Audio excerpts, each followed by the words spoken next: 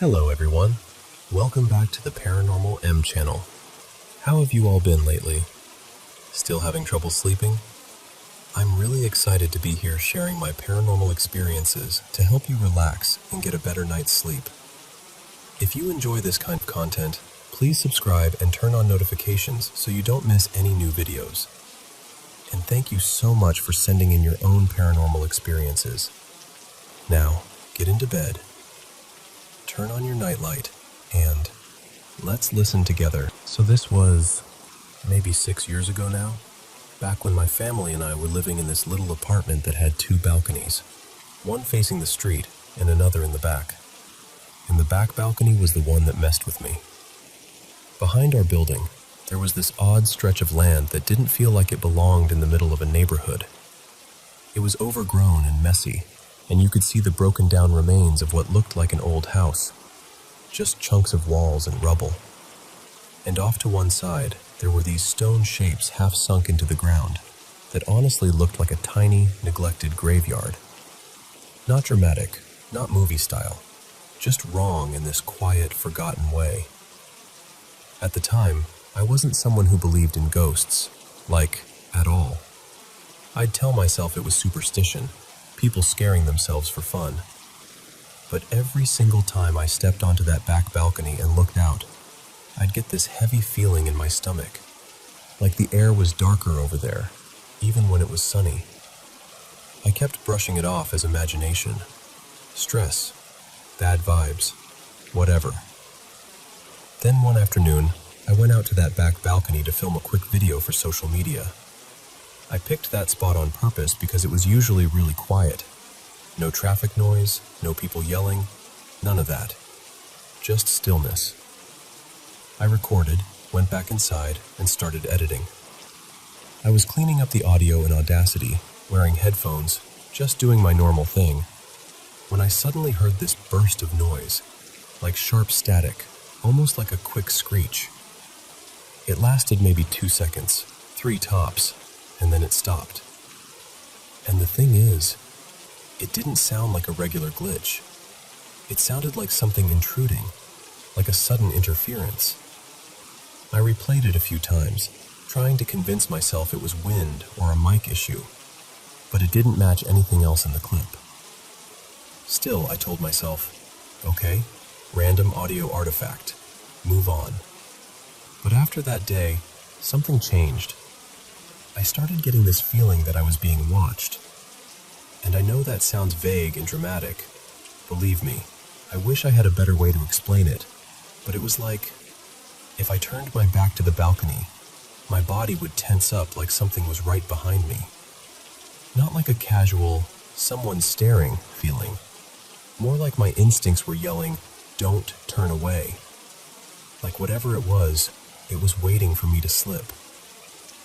That feeling stuck around for days. Then one night, I couldn't sleep at all. I didn't even know why. I just had that awful sense that something was building up, like the air in the apartment was charged. I kept rolling over, checking my phone, staring at the ceiling, telling myself to stop being ridiculous. And then at around 2:40 in the morning, something like that, the light in the living room started flickering. Not the whole apartment, not other rooms, just that one light. The one near where I was lying down. It flickered in this uneven way, like someone was messing with a switch. And I swear, the second it started, that being watched feeling hit its peak. My heart was pounding so hard I could hear it in my ears. I just froze there, staring at the ceiling glow pulsing on and off, trying not to panic, trying not to cry, trying not to move. And this is the part that still confuses me. I didn't know what to do, so in pure desperation I started praying. But not in the way I'd normally pray, because I'm Hindu, and at that point in my life I wasn't even the light a diya and chant type of person.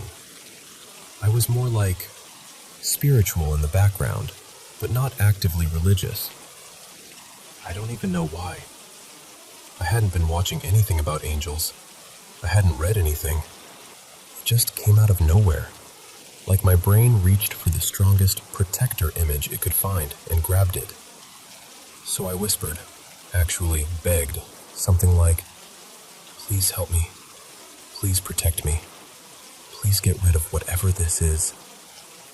And as soon as I did, I felt this warmth spread through my chest, like someone put a hand right over my heart, not physically, but in a way that made me feel held, safe, like something good had entered the room, quiet, steady, unshakable. And I got this strong sense, this calm certainty, that whatever had been watching me wasn't the only presence there anymore. Then, almost immediately, the light stopped flickering, just stopped, clean, like it had never happened. And even stranger, so did that awful watched feeling. It didn't fade over time. It didn't slowly ease away. It was just gone. Like a pressure release. Like the room finally belonged to me again. I laid there for a long time afterward, breathing shallowly, almost scared to test it. Like if I moved the wrong way, it would come back. But it didn't. The air felt normal, quiet, mine. To this day, that's what gets me. Because I keep thinking, was it all in my head? Was I exhausted and anxious and my brain created a story? But then I think about how immediate it was. The warmth, the shift, the light stabilizing, the fear evaporating. And I don't know. I honestly don't know. And it leaves me with this question I still can't fully answer. If something out there listens, God, angels, whatever you want to call it, do they show up when someone truly needs help, no matter what religion they grew up with? We moved out of that apartment about 3 years ago. Different place, different neighborhood, different everything. And I've never felt that watched sensation again. Not once. But that night, the balcony, the audio, the flickering light, and that sudden warmth, yeah, that's still the strangest thing that's ever happened to me. And I don't think I'll ever completely forget it.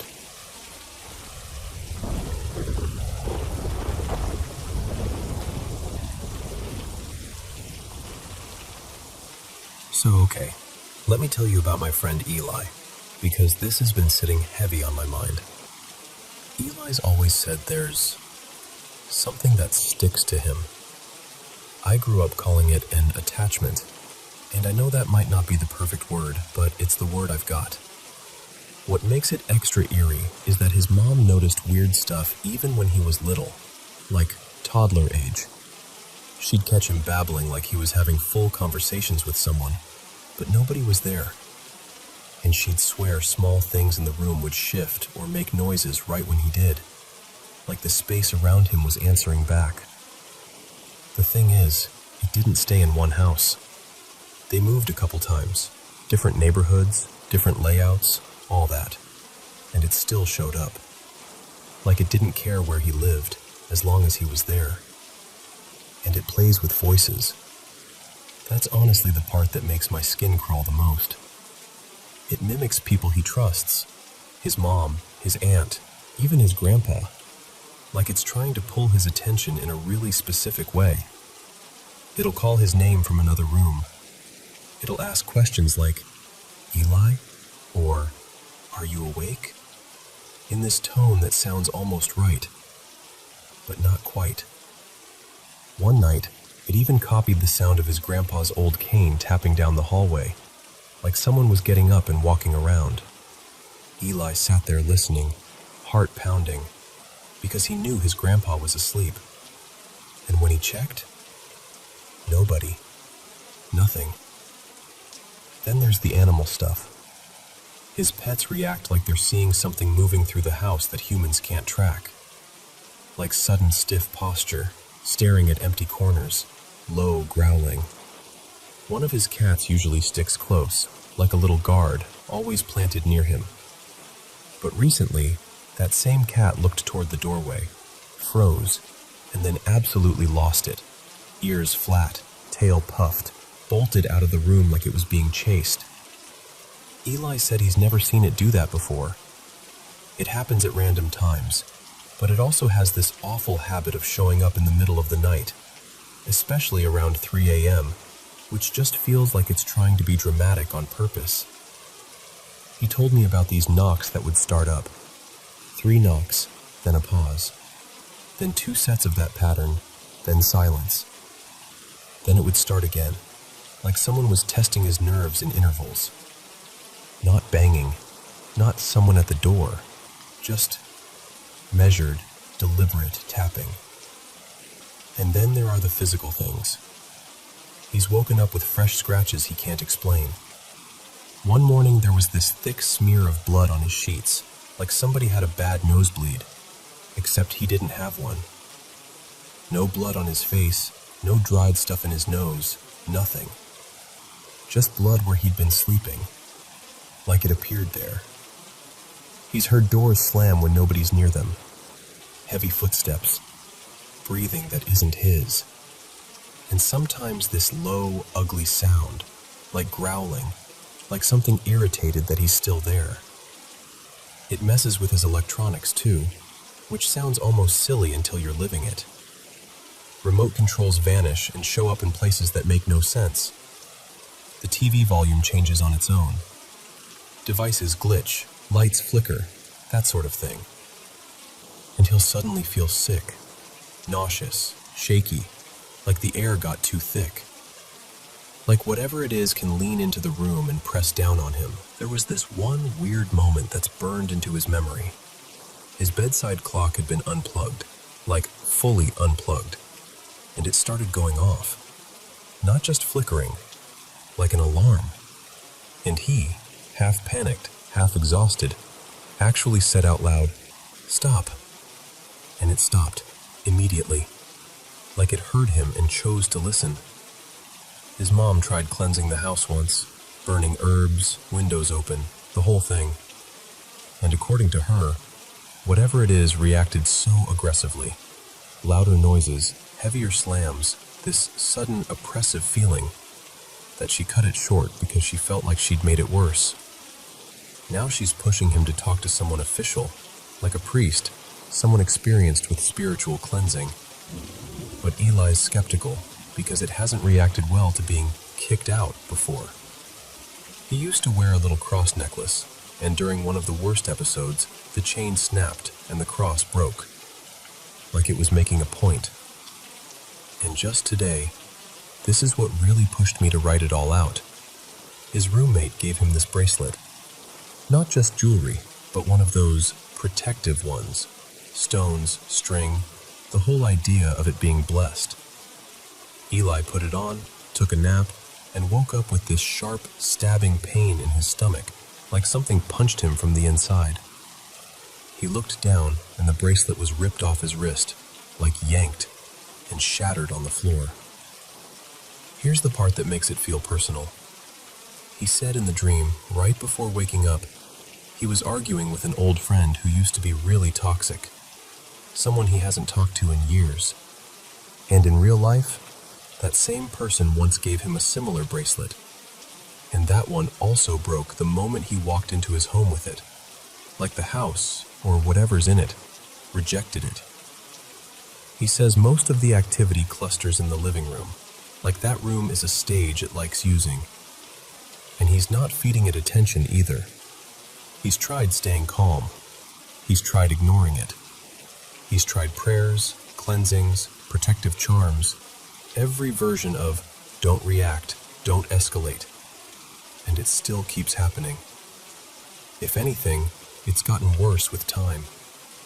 And that's the part I can't stop thinking about. This isn't a one-off scary night.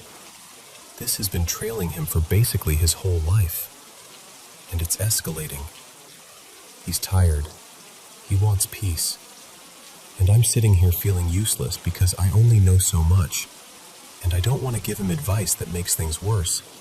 I want him safe. I want him to sleep without waking up to knocks, or blood, or that feeling that the room is crowded when he's alone. And I don't know what this is. or what you even do when something feels like it's learned all your weak spots and keeps pressing them.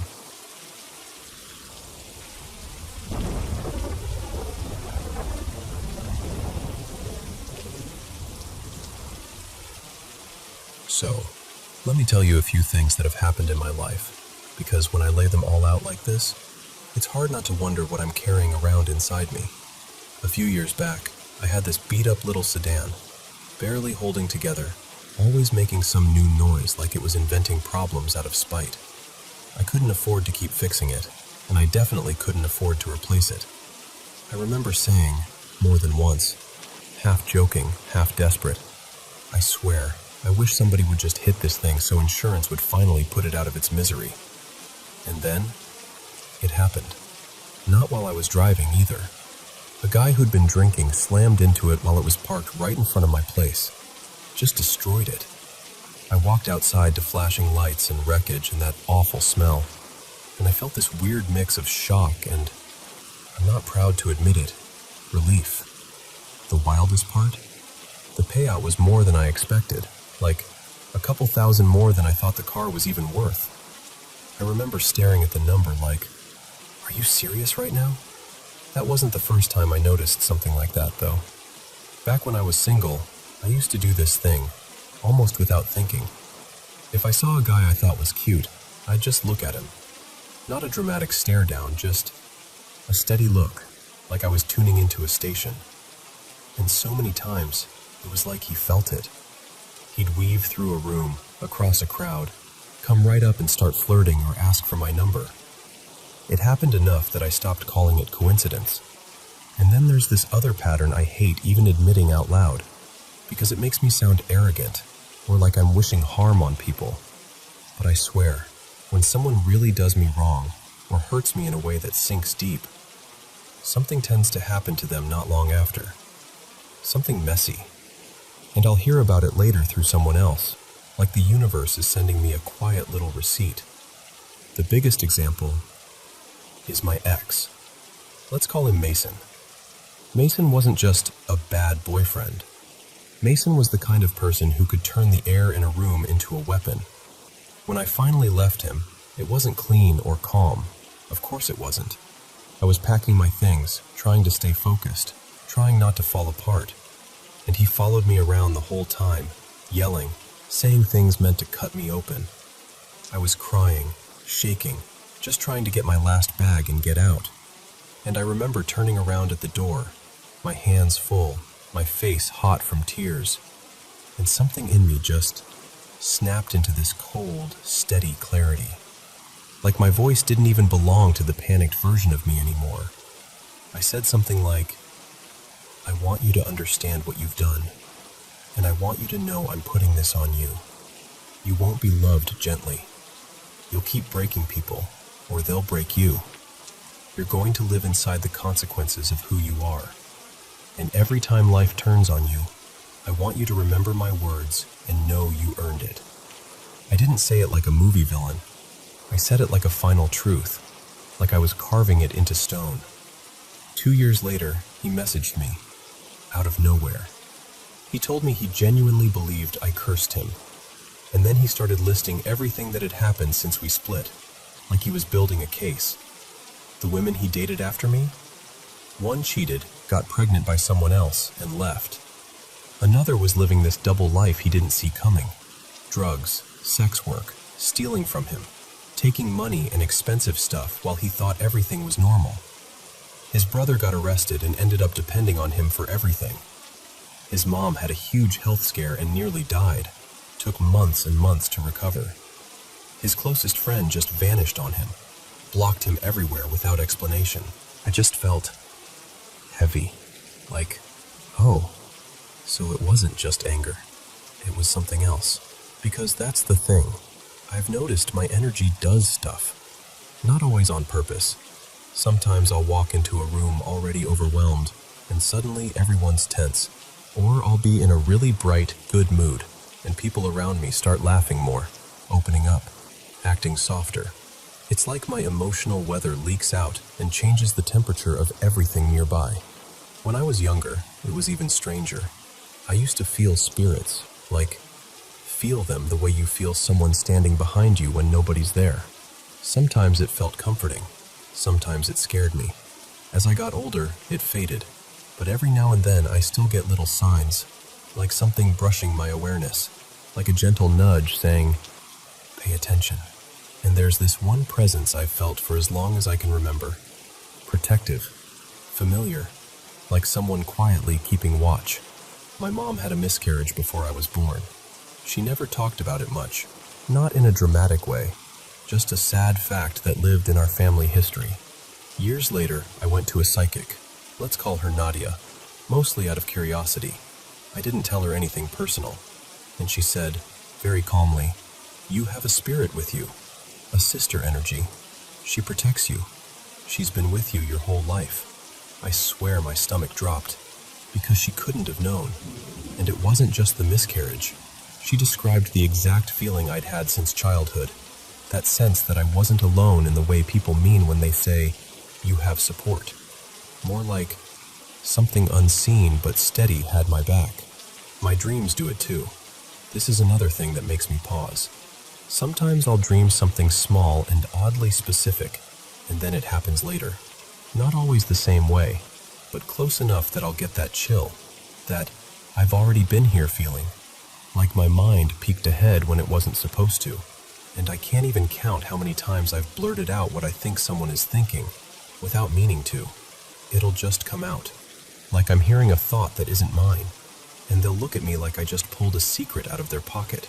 It happens with friends, with strangers, with people I've barely exchanged 2 sentences with. That shocked look is always the same. I've seen a couple different psychics over the years, mostly because, honestly, I needed someone to either confirm I wasn't imagining it, or tell me I was. One of them told me, "You already know you have abilities. You get them from your mom." And then she said something that stuck with me. "If you ever have a daughter, hers will be stronger than yours." And the last one, this one still makes me laugh a little because it's so surreal, told me something like, "You're written about in old stories." She implied I had some connection to Greek myth, like I was the kind of being people used to turn into legends, and that I chose to live a human life because I wanted to understand what it felt like. Now, listen, I'm not saying I took that as literal fact, but when she said it, I felt this deep calm settle in me, like my body recognized the idea before my brain could argue with it. And what's funny is, when I was a kid, I loved mythology. I was obsessed. I'd stay after class to read about gods and monsters and prophecies and all these wild, dramatic fates, like I was hungry for it. So when I look back on all of this, the car, the weird timing, the way people seem to orbit whatever I'm feeling, the dreams, the thoughts I catch, the presence that's followed me my whole life, I can't help but wonder, like, what am I? Am I just sensitive? Hyper-aware? Good at patterns? Or is it something older than that? And my mom, she always shrugs when I bring it up, like it's the most normal thing in the world. "It's in our nature," she'll say. And honestly, the older I get, the more I believe her.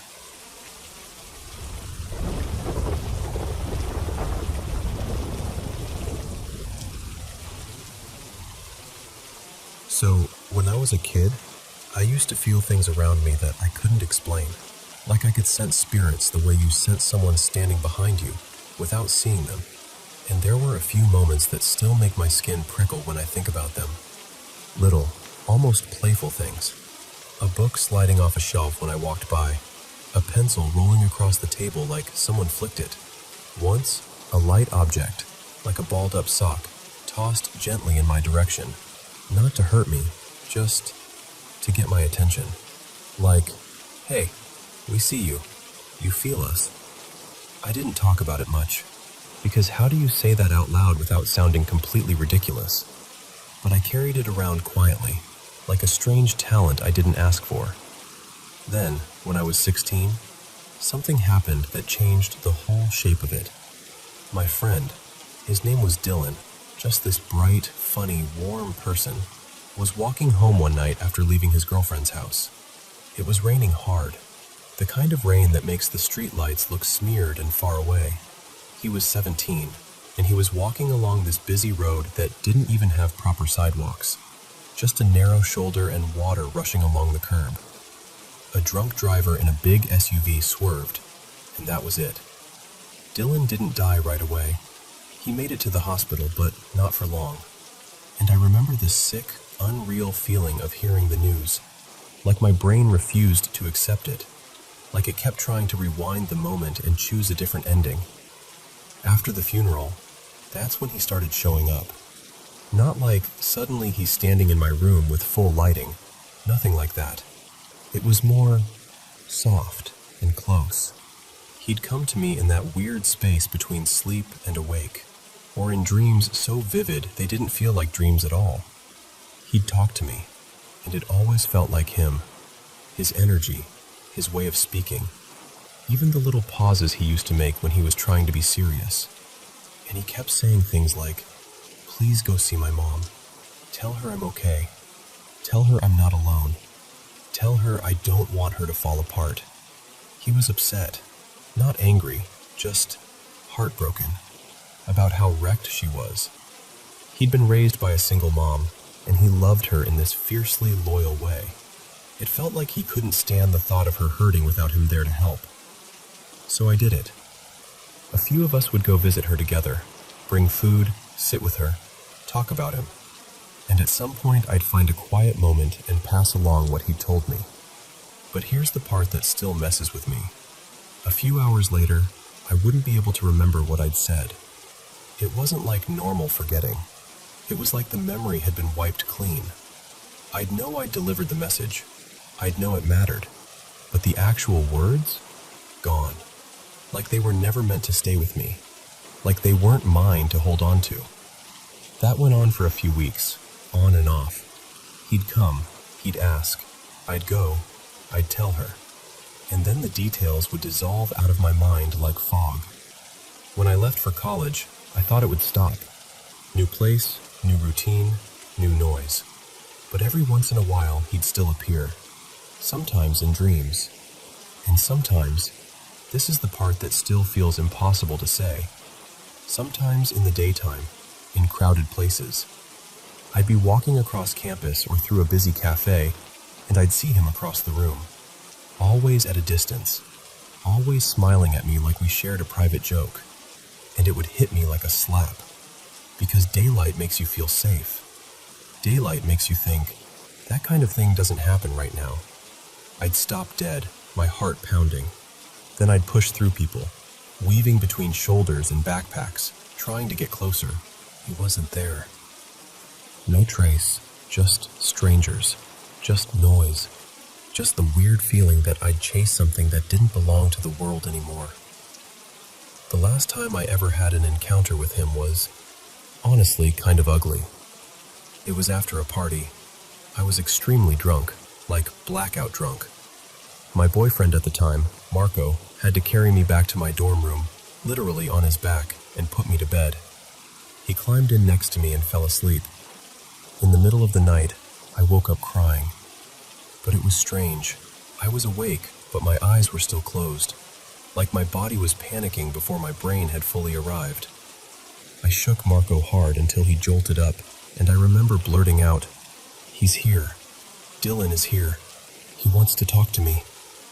And then I started sobbing, because I felt terrified and guilty at the same time. I told Marco, "Tell him to go away. Tell him I'm too drunk. I can't do this. He's scaring me."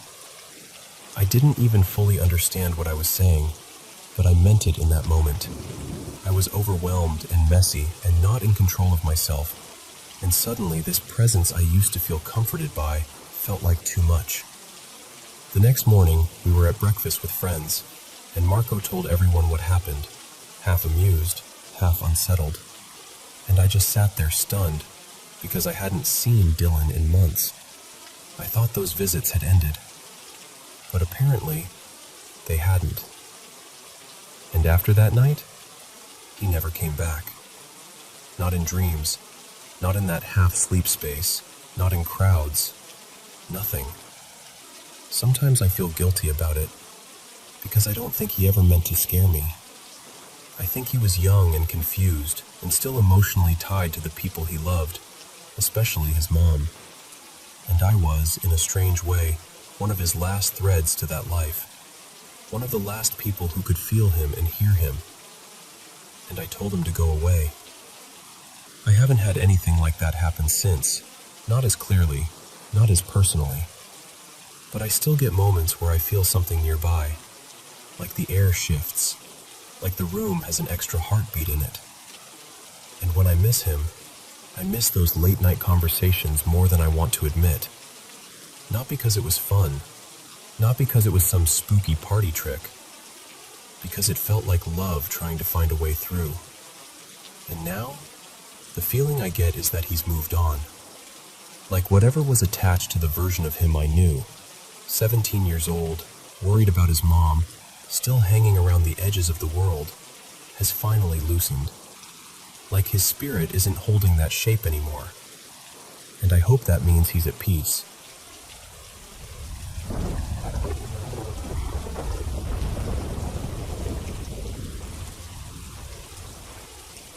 So this happened about 6 years ago, when I was in my final year at uni. I was living in this creaky old shared house with a few other students, and that night, I had the place completely to myself. I remember it being one of those winter evenings where it's not even that late, but somehow it's pitch black outside anyway. The rain was hammering the windows, proper downpour. Out of nowhere, I get a message from a guy I barely knew. Let's call him Elliot. Hey, weird question, kind of energy. We weren't friends, more like someone I'd chatted to a couple of times on a night out, maybe exchanged a few words at the gym. At some point, I must have mentioned I lived close by, because he said he was soaked, heading back from the gym, and asked if he could wait at mine until the rain eased up. It was unexpected, but honestly, it sounded harmless. So I said sure, pop round, just until the weather chills out.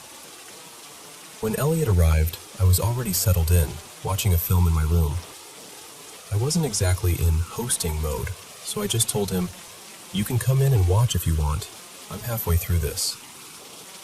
He sits down beside me on the edge of the bed, and for the first few minutes, it's normal. Quiet, just the TV and the rain. And then, things start feeling off. The first thing I noticed was these sudden flashes in my vision. Not like little specks or when you stand up too fast. I mean full-on, bright white bursts, like someone taking a camera flash directly in my face. My entire view would get washed out for a split second, then it would vanish. It happened a few times, maybe 3, 4 times over the rest of the film, and I kept trying to rationalize it. The room was dark, the TV was the only light source. Maybe the movie had quick, bright cuts. Maybe my eyes were just playing games. I really wanted it to be something boring. But then there was the other thing. I kept getting this intense sensation that there was a hand hovering just above my shoulder. My left shoulder, the side away from where Elliot was sitting. It was so convincing that I kept turning my head, like I was about to catch someone mid-gesture, expecting to see an arm reaching over me. Every time. Nothing. No one there. No movement. Just empty air and my own stupid heartbeat suddenly louder in my ears. Again, I did the same thing. I explained it away. It's dark. Your brain fills in gaps, shadows and flickering light, whatever. I tried to focus on the film, tried to act normal, but my body kept doing that little tense reset. Shoulders tightening, neck stiff, checking again. Eventually the film ends. By then the rain had eased off and Elliot stands up like, "All right, I'll head out." I remember thinking, okay, that was slightly weird, but fine. Like maybe I was overtired. Maybe the stormy atmosphere got in my head. Nothing I'd be telling people about. And then, right as he's putting his shoes on near the door, he does this sudden little jolt, this sharp twitch in his shoulder. The kind you might not even mention normally. But for whatever reason, I did. I said something like, "You all right? What was that?" And without even looking up, still calm, still tying his laces. Elliot goes, super casually, "Oh yeah, that happens because there's something that follows me. Like a demon, basically. Whenever it touches my shoulder, I twitch." Just like that. Like he was explaining a stiff neck. I swear my whole body went cold. I just stood there, completely stuck, because my brain immediately replayed the entire evening. Those white flashes, that constant feeling of something hovering over my shoulder. But no, the weird stuff happened first. Then he said that. I don't even remember what I replied. Something embarrassingly neutral like, "Right, okay." Like I was trying to be polite to a conversation about the weather. And then he finished his shoes, stood up, said goodbye, and left into the night like he hadn't just dropped a nuclear bomb into my living room. I didn't message him again after that. I was rattled for days, checking over my shoulder in the mirror, sleeping with the hall light on, feeling silly about it, then feeling not silly the second the house went quiet. And here's the thing. Nothing ever happened again. No more flashes. No more hovering hand sensation. Nothing that I could point to and say, "Yep, confirmed." I'm still not someone who goes around insisting the supernatural is real. But that night, that was the closest I've ever come to genuinely questioning everything for a minute. Because I still can't explain how my body seemed to react to something I hadn't even been told about yet.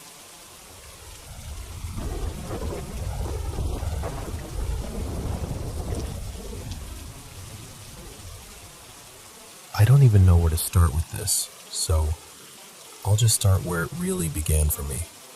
My cousin Marisol has lived in this old place for years, and it's always had this on and off energy.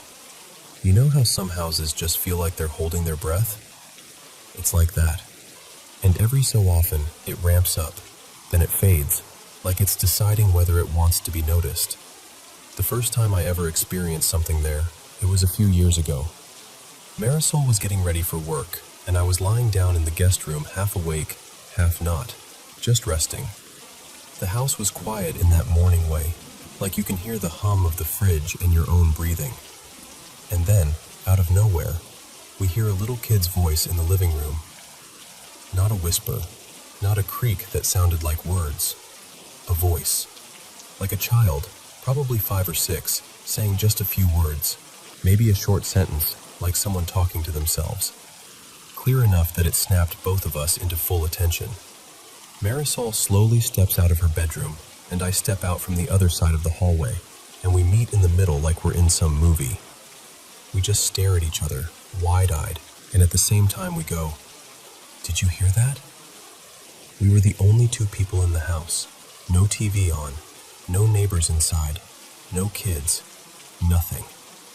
And I'm telling you, the air felt different after that, like the house realized we heard it. Then about a year later, I'm back over there again. This time it's evening, and we leave her bedroom to grab water from the kitchen, just for a minute. We come back, and we both stop in the doorway so hard it's like our bodies hit an invisible wall.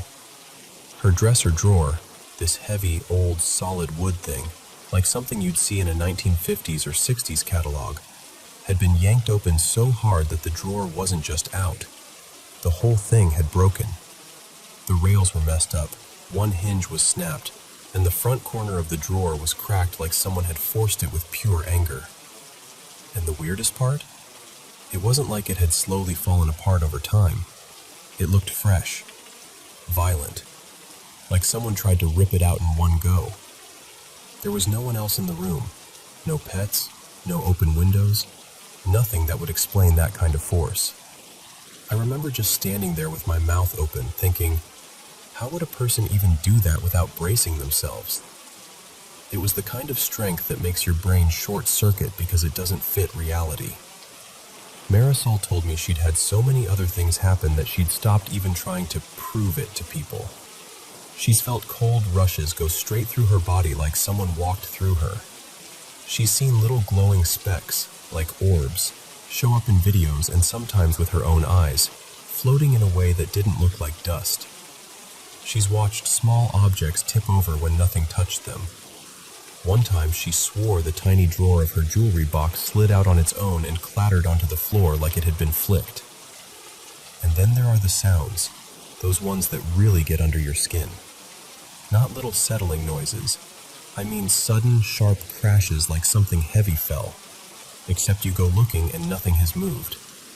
No explanation, just a loud, aggressive bang out of nowhere, like the house is trying to startle you on purpose. For a while, though, things actually calmed down. The last year or so has been quieter, which honestly felt like a relief. Like maybe whatever it was had finally gotten bored.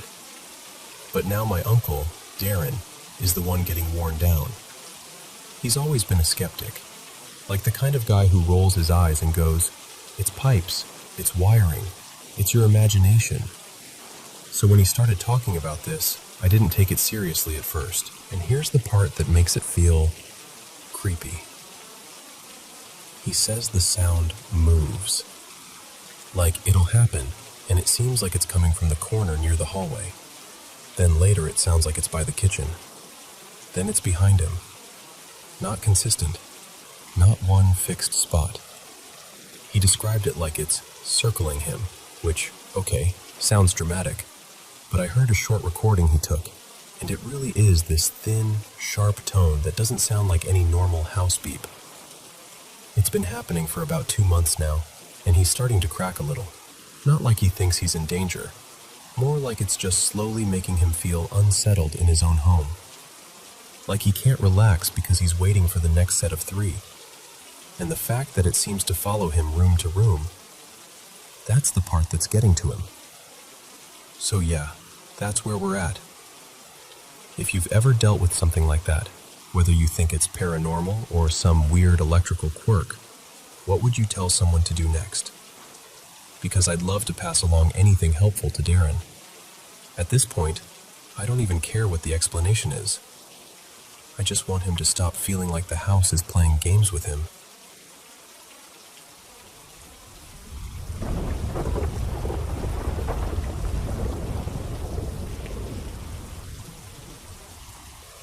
So, this story goes back to when I was about 8 years old, living in a smaller house in the west side of Mesa, Arizona. It wasn't fancy or anything, just me, my mom, and my little sister, and we were making it work. And honestly, up until a certain point, I didn't feel like anything was off in that place. It just felt like home. But then my older sister, Marisol, moved in with her 3 kids for a while. We had this extra room, and she needed somewhere to land, so my mom made it happen. The house got louder, more crowded, more alive. And that's when the weird stuff started. At first, it was little things that didn't make sense unless you really sat with them. Like the old basketball in the backyard. Out of nowhere, you'd hear it bouncing by itself, like someone was dribbling it and steady. Or you'd hear a hard thump against the back wall, like it had been thrown. And sometimes, no joke, you'd hear footsteps above us, like someone running across the roof, back and forth, quick like they were playing a game up there. We'd all freeze and look at each other like, "Did you hear that?" But no one wanted to be the one to say it out loud. Then one night, the whole house snapped awake to a scream. It came from Marisol's room. She and the kids were all sleeping in there together. My mom shot out of bed, and I ran right behind her, my heart going crazy. We burst into the room thinking something horrible happened. And there's my nephew, Eli, who was about 3 at the time, standing by the closet door, shaking, crying like he'd seen something he couldn't explain. And then he does something that made my stomach drop. He pulls the closet door shut and tries to lock himself inside. My mom grabbed him right away, trying to calm him down, asking him what he was doing, why he was hiding. And Eli, still crying, still terrified, goes, "I'm talking to the little boy. He wants me to come in." I remember the air in that room feeling thick, like it suddenly got colder. Because at that age, kids can imagine a lot. But the way he said it wasn't playful. It was serious. Then he wipes his face and says something else. Something that felt so specific it didn't sound made up at all. He goes, "He's on the roof." My mom stared at him like, "What did you just say?" And Eli nods again and points upward, insisting, "He's on the roof. You'll find him up there." So the next morning, my mom decides we're checking, because what else do you do when a little kid says something like that and you've been hearing running up there for weeks? And since I was small and light, they lifted me up to climb onto the roof from the back patio. I remember my hands scraping the rough edge, the sun already warming the shingles, and me trying to act brave even though I was scared. I get up there, and I'm looking around, expecting, I don't know, anything. But there's no kid, no footprints, no sign of anyone, just one single shoe. A tiny shoe, sitting near the edge like it had been left there on purpose. And it was bright red, like one of those little kids' character shoes, except in my version, it wasn't Lightning McQueen. It was a red Spider-Man sneaker, small, worn, definitely a child's. It looked like it belonged to someone younger than me, maybe 5 or 6. I picked it up and just stared at it for a second, confused, because how does a kid's shoe end up on a roof when nobody's been up there? I tossed it down carefully to my mom, and she caught it and looked at it. And then she got quiet. And what bothered me most was how nobody really said much after that. Like everyone's brain just refused to accept it. My sister turned away. My mom held the shoe for a second, then set it down like it was too heavy to keep holding. A few days later, the landlord and her husband come over. They're walking through the house, checking the problems, doing that polite small talk adults do. And then my mom, just straight up, no warm-up, asks them, "Has anyone ever died in this house?" The landlord blinks like she didn't hear her right. "Why would you ask that?" So my mom tells them, everything. The noises, the running on the roof, the ball sounds in the backyard. And she tells them about Eli crying, locking himself in the closet, saying he was talking to a little boy. And I'll never forget what happened next. The landlord and her husband look at each other, and you can literally see their faces change. Like the question hit a nerve they didn't expect to be touched. They both look down, and after a moment, the husband quietly says something like, "We did have a son," and the landlord nods, eyes glossy. She says he was very sick, fighting something for a long time, and he passed away in that house. The room got so still. My mom went and grabbed the red Spider-Man shoe and showed it to them, and the landlord's hand flew to her mouth. Her husband just stared at it like it wasn't real. She whispered that it looked like their son's, and I'm telling you, the emotion in that moment was so heavy it felt like it sat on my chest. Because suddenly it wasn't a ghost story anymore. It felt like grief had been living with us, quietly, this whole time. They asked if they could take the shoe. My mom handed it over respectfully, like returning something that never should have been lost. And after that day, everything stopped. No more footsteps on the roof. No more strange backyard sounds. No more weird little moments that made your skin prickle. It was like, once that shoe made it back to the people it belonged to, whatever was hanging around finally let go. And I know how it sounds. I do. But when you live through something like that, when you see adults go pale because you accidentally stumbled into the truth, it stays with you. Not because it was scary, but because it was sad. And somehow, in the end, it felt like the only thing that kid wanted was to be found.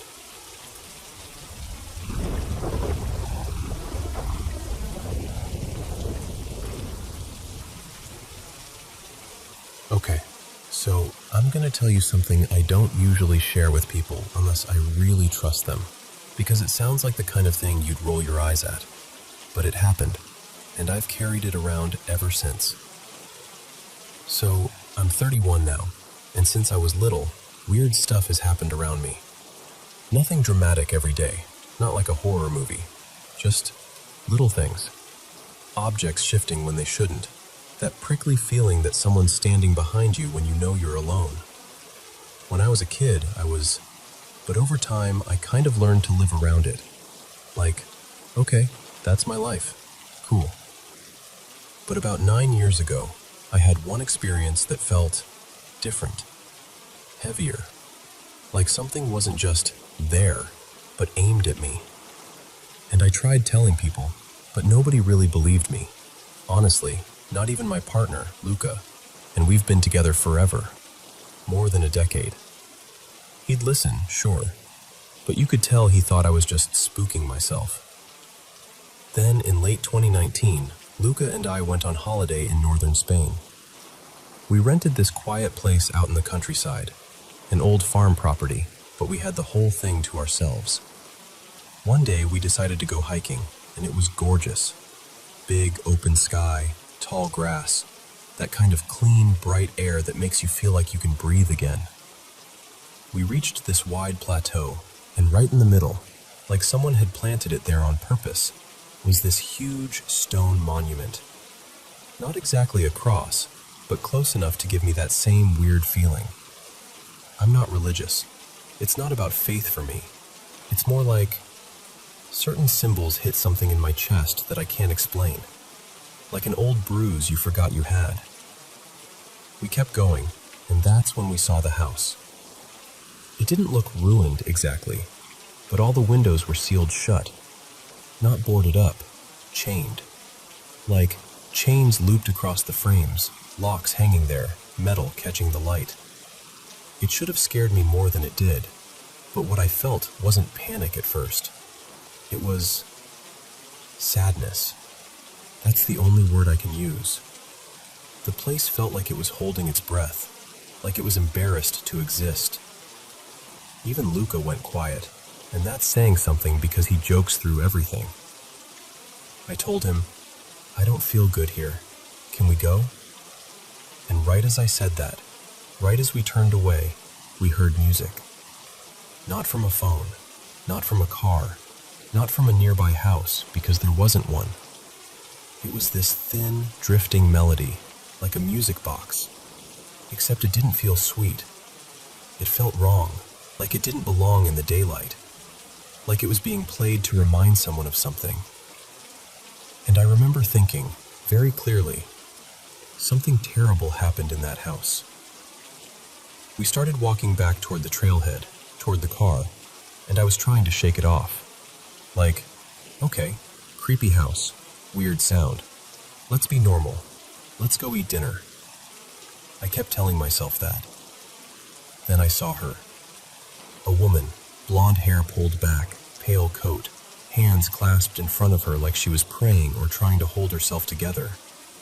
She was walking oddly, not limping exactly, but stiff, like her joints didn't agree on how to move. And I know how this sounds, but the second I saw her, even from far away, my stomach dropped. It wasn't, she looked strange. It was a full-body animal certainty, danger. Luca laughed at first. Just a little nervous chuckle like, what, her? She's just walking. But even as he said it, he changed. His shoulders tightened. His voice flattened out.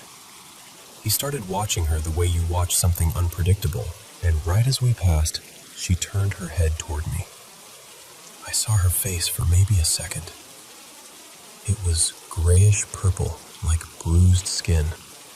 Her expression wasn't blank, it was furious, upset, like someone trapped in pain for too long and it had curdled into rage. The image that popped into my head was awful, like seeing someone who'd been locked away, forgotten, and they were still screaming inside even if their mouth was closed. Luca looked at her too, fully, and he didn't laugh after that. Not once. We practically ran to the car, and when we got there, she was gone. Just gone. Like she'd never been on the path at all. Then, as Luca backed the car up, she appeared again, just for a flash, in the rearview mirror. And then she disappeared again. I remember Luca gripping the steering wheel so hard his knuckles went white. And later he said, really quietly, I never want to see something like that again. Back at the rental, I tried to look up the area, tried to figure out if the house had a history. Fire, murders, anything. But it was like it didn't exist on paper. No articles, no official records I could find. Just nothing. But I couldn't shake this feeling, this awful pity, that whoever that woman was, something had been done to her. Like she hadn't just died, like she'd suffered. And that's where most stories would end, right? Like, creepy encounter, we left, the end. No. That night, while we were getting ready for dinner, we started hearing noises. Little knocks, soft thumps, like something shifting in the building.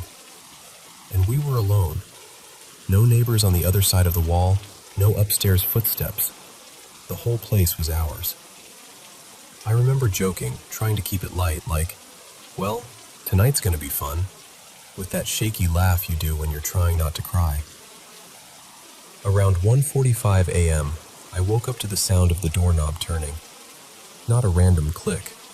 Turning. Rattling. Like someone was testing it over and over. Then, this is the part that still makes my skin go tight. Even though the door stayed closed, it sounded like someone kicked it. Like a hard impact. Footsteps. In the kitchen. Walking fast, back and forth, like someone pacing with purpose. Then the sounds moved toward the veranda, and then into the hallway, and then into the rooms. I lay there frozen, staring into the dark, and I felt it. That presence. The same heavy, pointed feeling from years earlier. Not curious, not neutral. Malicious. And then it got closer. Close enough that I felt like it was standing near the bedroom door, watching me. You know that feeling when you can't see something but your body is screaming that it's right there? Like every hair is trying to stand up and point at it? A few minutes later, it felt like something ran toward the bed. Not footsteps, more like a pressure change, like the air itself surged. And then I sensed it right beside me, near my head, like it was leaning over me, like it was about to climb on top of me. I couldn't move. I couldn't even get my voice to work. I was trapped inside my own body, trying to scream through wet cement. And then Luca woke up. He started shouting, like angry shouting, not confused, like he was fighting something he couldn't see. And the second he did, everything stopped. The sounds, the pressure, the feeling, like someone flipped a switch. I blinked, and it was morning light logic again, and my brain tried to do that thing where it tells you it was a dream. But later, Luca told me what he experienced, so it wasn't just sleep paralysis. It wasn't just my imagination. We left that place and never went back. And for a long time, I didn't have anything that dark happen again. I actually let myself believe maybe it was over. But here's the thing. For the last couple of years, Luca and I have lived in a newer apartment. Deliberately not a house, not a garden, not anything isolated. We thought, okay, walls, neighbors, normal life, safer. And recently, in our bedroom, we've been hearing sounds from the same spot, over and over. Knocks. The faint slide of something like a drawer shifting. Little clicks that don't match the building settling. It happens in summer and winter, so it's not heat or pipes or expansion. The furniture isn't old. There's no good reason for it. And sometimes, I get this cold feeling in the room that doesn't make sense. Like the air around the bed is 10 degrees colder than the rest of the apartment. One morning, not long ago, I woke up after a brutal night of sleep. I'd had this vivid, horrible dream about my grandmother who passed away. And Luca's grandmother was there too, which made it even stranger. The dream felt heavy, like it clung to me even after my eyes opened. And Luca looked wrecked. He told me he hadn't slept. He'd heard the noises. He was scared. And he said the room felt freezing, unnaturally freezing. He said, very quietly, "It felt like someone was right next to me." So, yeah. I'm not saying I have answers. I'm not saying I know what any of it is. I just know what it felt like. And I know the difference between a normal, creepy moment and something that makes your body react like it's fighting for its life. And I'm really, really hoping whatever that was doesn't decide to get close again.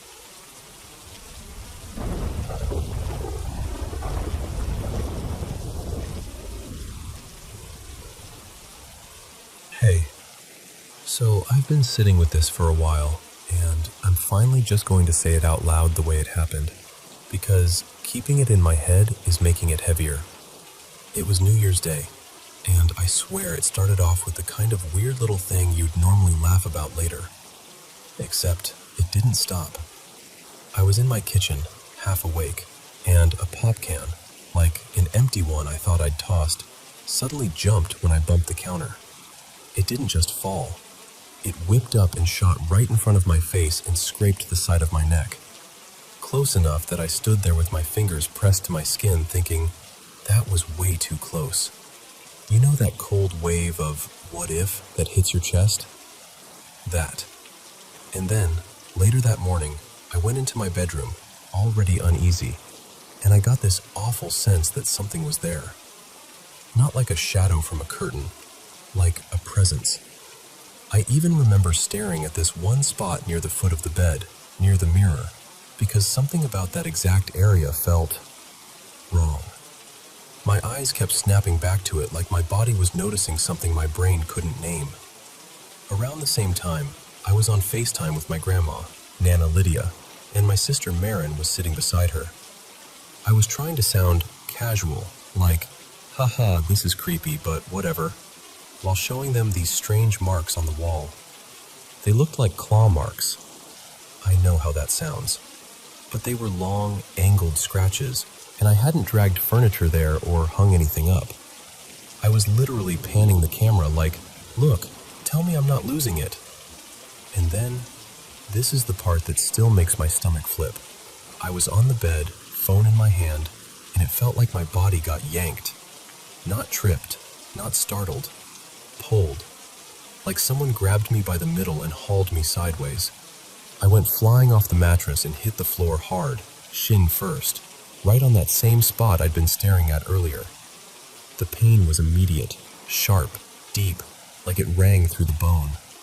My phone launched out of my hand too, like I couldn't even hold on to it.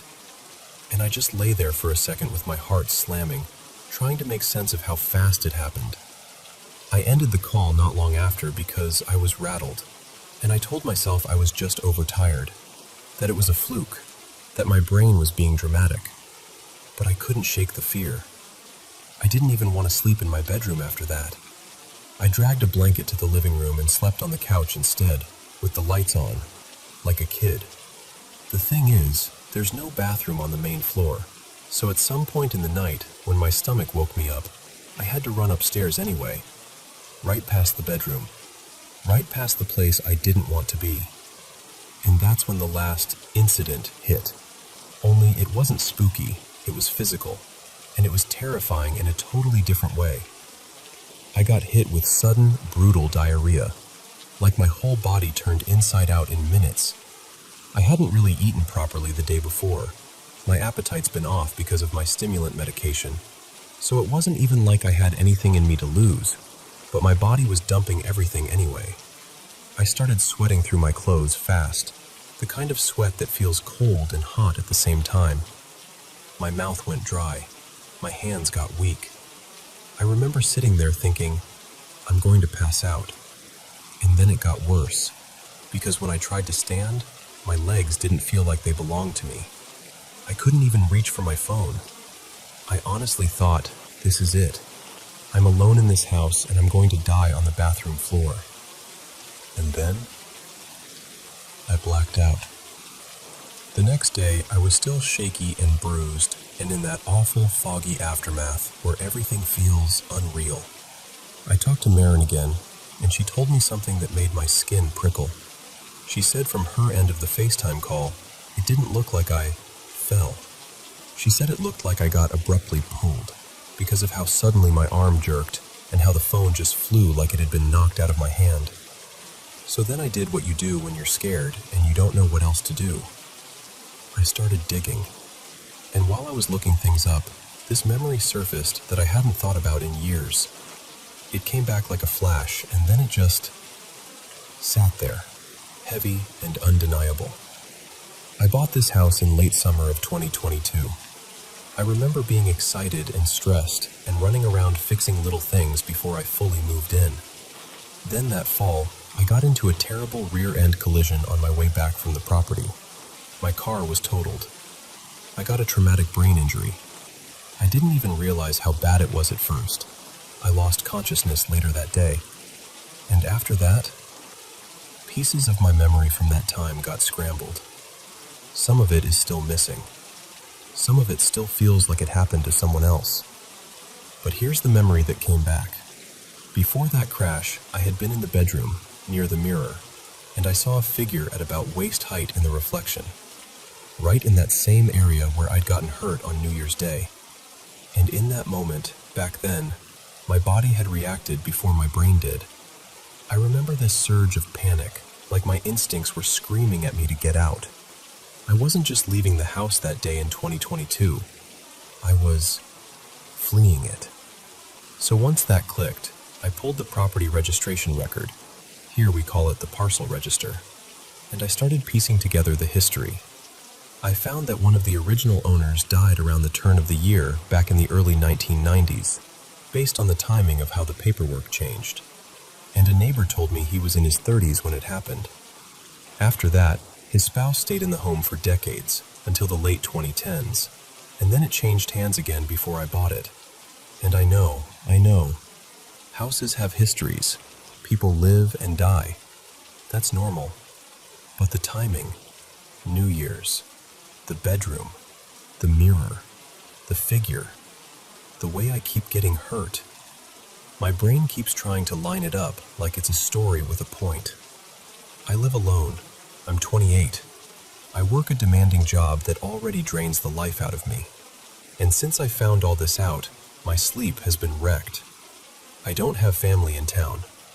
When I asked my parents for help staging the place because I want to sell it and get out, they basically said no. Just no. And that hurt almost as much as everything else. So I've been trying to do it myself. Cleaning, sorting, making it look like a normal, happy house someone would want. But the more I try, the more things happen. I slip. I fall. I slam my elbows or twist my legs. I end up with fresh bruises and that same dread sitting in my throat. I even tried burning sage. Like, I'm not even someone who does that, but I was desperate. And I sprinkled salt at the edges of the rooms like people suggest. And if anything, it felt like it made the atmosphere worse. Like whatever is in here didn't calm down. It got irritated. And there's this other strange thing too. Time feels slippery in here. I'll swear I've been in the bedroom for 10 minutes and it's suddenly an hour. Or I'll go to fold laundry and look up and the afternoon is gone. It messes with my head. It makes me feel like I can't trust myself. So that's where I'm at. I'm scared. I'm exhausted. I don't want to die in this house, but I also don't have the kind of support system where I can just snap my fingers and move out and recover from all these injuries without help, because I'm trying so hard to be rational. I really am. But it's getting harder to pretend this is just bad luck.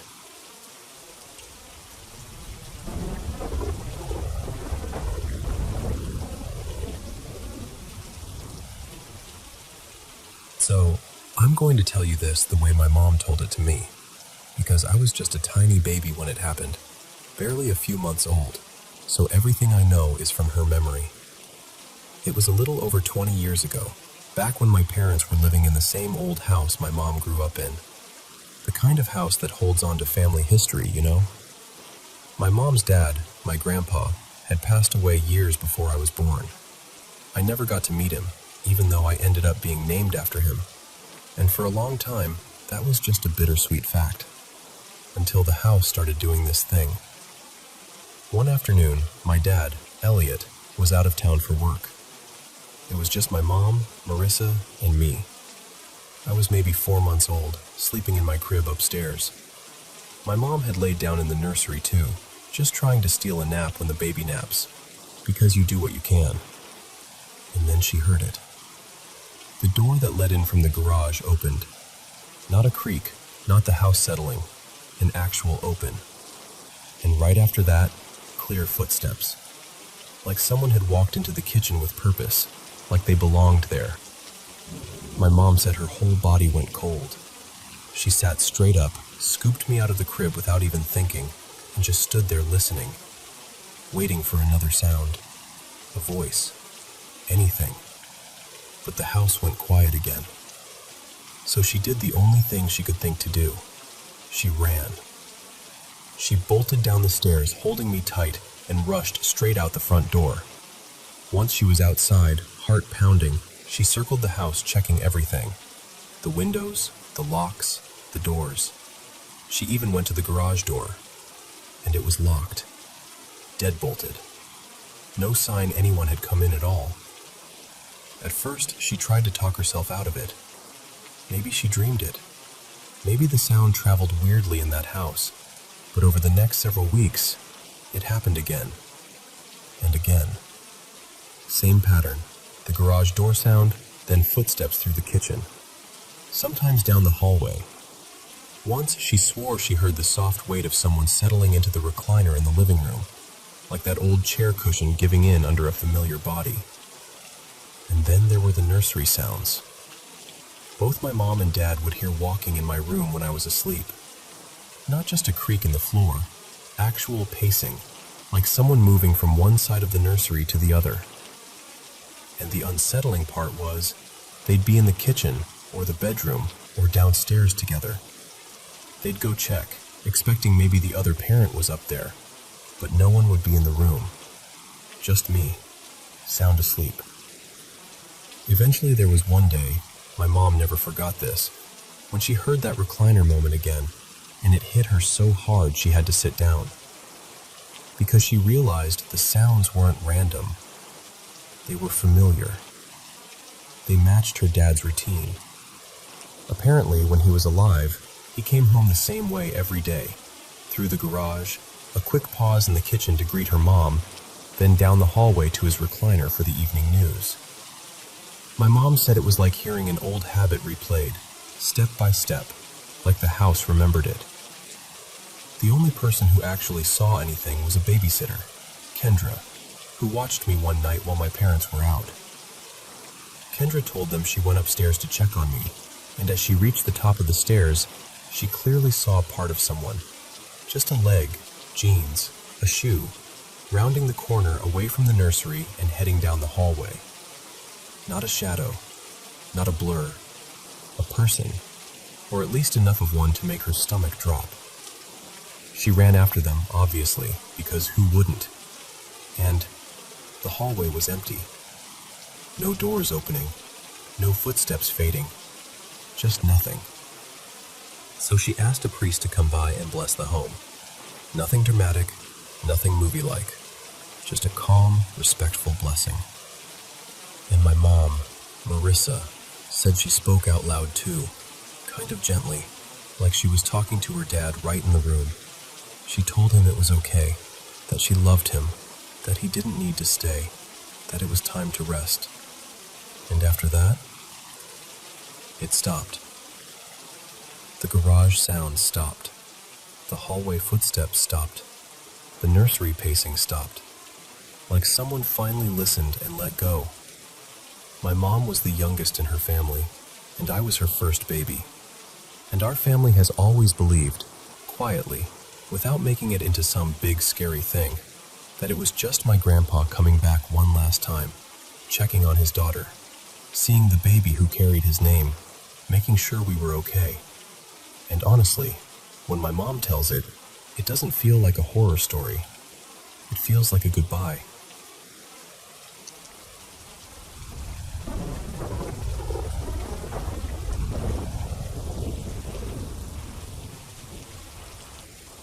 So, I should probably start by saying I'm from Brazil, and where I grew up, it's pretty normal to hear about Afro-Brazilian spiritual traditions.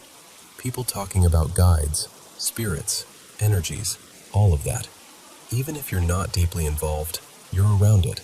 You learn what people believe, what they do to protect themselves, what they say not to do. And because of that, I've had moments that were weird, unsettling, but usually manageable. Usually I can stay calm and tell myself, all right, breathe, don't feed it, don't panic. But there were two specific times, when I didn't feel in control at all. The first one happened on a night when I really wasn't okay. Like, emotionally, I was a mess. I'd been pushing through life on autopilot, and I remember leaving the gym late, almost midnight, walking home alone with my headphones in, music up loud like I could drown out my own thoughts. The song was Numb by Linkin Park. I know that sounds dramatic, but I swear, even now, whenever it comes on, my stomach tightens. My brain just drops right back into that night. Anyway, my route home passed by this old cemetery. Not huge, but big enough that it always felt quiet in the wrong way. The kind of quiet that makes your footsteps sound too loud. And as I got closer, I started feeling it. That sensation like someone is behind you. At first I brushed it off. In my city, your brain automatically goes to practical fear, you know? Like, don't get robbed, don't be stupid, keep walking. But this wasn't just nerves. This felt thick, like the air got heavier, like something was pressing down on my shoulders and chest. It didn't feel like a person following me. It felt like presence, like something had noticed me and decided I belonged to it for the next few minutes. Then I reached the street right in front of the cemetery gates, and my body just flipped into survival mode. You know that feeling where you don't even decide to be afraid? Your body decides for you? That's what happened. Because the being followed feeling changed. It wasn't behind me at a distance anymore. It felt like it was moving fast, like it was running toward me. And the pressure got so intense it felt suffocating, like I couldn't get a full breath. So I ran. And I know, afterwards, I thought the same thing. Why did you run? Because if it's something spiritual, running doesn't help. And if it's a person, you might make yourself look like an easy target. But I wasn't thinking. I was pure panic. I ran hard, praying under my breath, begging to see anyone. A neighbor, a couple, a car, anything. Just something normal to snap the moment in half. The worst part was the sense that it reacted to me running. Like the second I acknowledged it, it got excited. Like, oh, you feel me. And it pressed in even harder, like it was right on my back. I got home shaking, hands clumsy, heart slamming, like I'd sprinted a mile. I didn't even turn on all the lights at first. I just went straight into my little, I'm not playing with this, routine. I lit candles, I prayed, I spoke out loud like I was setting rules in my own home. And as I did that, this impression settled in me. Not a voice exactly, more like a sudden knowing. It felt feminine, like it was a woman, or at least something carrying that energy. A presence that had latched onto me on that walk and followed me right up to my door like it had permission. I never found out what it wanted. I still don't know, but I know what it felt like. Not curiosity, not harmless. It felt hungry, heavy, possessive, and that alone was enough to scare me more than anything. The second time was different. It happened indoors, in a place that was supposed to be safe, and I remember smiling at first, because it was kind of comforting. But then I said something that I immediately regretted. I told him, gently, just be careful. Sometimes things pretend to be good. Sometimes they act helpful just to drain you, or attach to you. The second those words left my mouth, immediately, the light bulb in my room exploded. Not flickered, not burned out, exploded. A sharp pop and that hot, bitter smell, like scorched dust and electricity. We both went quiet. I stood up to go check it, and I walked to my bedroom door like I was on rails. And then I got there and I just stopped. I couldn't cross the threshold. It was like my body locked up, like my muscles refused to cooperate. And the fear wasn't just, I'm scared. It was primal. Like every instinct in me was screaming, do not go in there. I tried to force myself, like, come on, it's your room. It's literally your room. But the closer I leaned, the worse it got. Like stepping forward would be stepping into something that wanted me. So I backed up, breathing fast, and I did the only thing I could think of. I lit candles again. I prayed again. I spoke firmly, like I was pushing something out with my words. And then the temperature dropped. I don't mean it felt spooky. I mean it got icy. The hallway felt normal, but inside that room, it was like someone had opened a freezer. My skin prickled. I had goosebumps all over my arms. And the dread.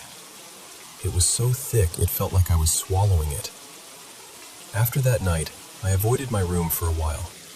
Not forever, but long enough that it messed with my daily life. I'd sleep on the couch. I'd change clothes in the hallway. I'd do anything to minimize being in there alone.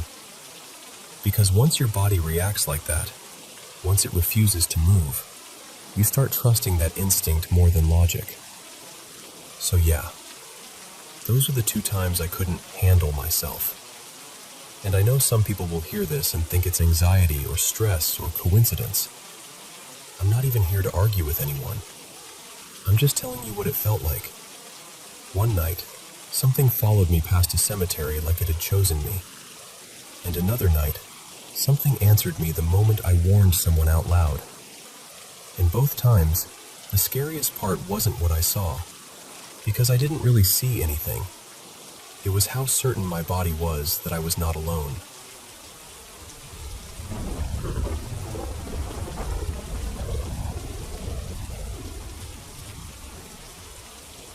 So this happened. I want to say around 6 or 7 years ago now. One of those sticky, bright summer afternoons where everything feels easy. My girlfriend at the time, Maya, our friend Eli, and I were just out walking near our place. There was this paved footpath we took a lot. On our right, this big open dog park. Wide grass, a couple people tossing tennis balls, the whole wholesome scene. On our left, a thin stretch of trees that gave just enough shade to make it feel like a little tunnel for a minute. It was broad daylight, like the kind where you can see every detail. And our mood was great. We were talking about nothing important, laughing, enjoying that we should do this more often feeling. And then, this is the part where my stomach still tightens a little, even thinking about it. I glanced up the path, kind of absent-mindedly, and I saw something that didn't fit the picture. Just wrong in a quiet way. So I did that casual thing, trying not to sound dramatic, and I went, hey, do you guys see that? Like I was joking. Like it was going to be a weird sign or someone wearing something ridiculous. Both of them looked, and we all stopped walking at the exact same time. Up ahead, maybe like 30 or 40 yards away, there was this figure. Human-sized, technically, but the shape was all expanded. Like whatever it was wearing made it look too wide, too bulky, too solid. It was covered head to toe in what looked like thick, dark fabric, almost like heavy brown or black robes. No arms, no legs, no normal outline, just a big, uneven mass. And then the face, if you can even call it that. It had this huge mask, oversized, not like a Halloween mask, more like something ceremonial, something old. The top of it rose way above where a head should be, like an extra foot or 2 of height. And it was wide, comically wide, like it stretched out on either side. The whole thing came down low, almost to where you'd expect a person's thighs or knees to be. We didn't even say what we were seeing out loud at first. That's what scares me when I think back, because the silence meant we all knew we were looking at the same thing. No one had to ask, "What is that?" We just stared. And then it moved. Except, moved isn't even the right word. It looked like it was dancing, like it was bobbing up and down, swaying side to side. This slow, rhythmic shifting like it was stepping from one foot to another, facing us the whole time. I remember thinking, for a split second, is this some kind of performance? Like maybe someone was messing around, or filming something, or... But nothing about it felt playful. It felt deliberate. Like it knew we were there, and it was putting on a show for us specifically. We still didn't run right away.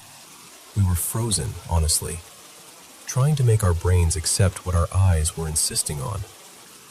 And then it started coming toward us, still dancing, still doing that slow sway step like it was taking its time. Only, here's the part that flipped a switch in my body. Even though the motions were slow, it was covering distance fast. Like sprint fast. Like the path between us was shrinking at an impossible rate that didn't match the movement at all.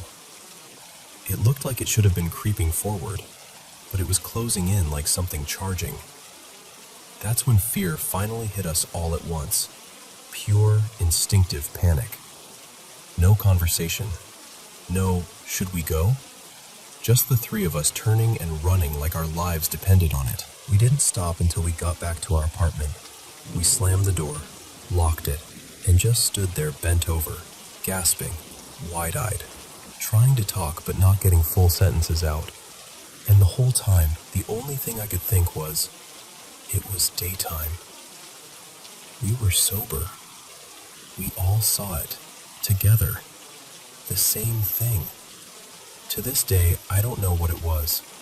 I don't even know what explanation would make sense. But I do know this.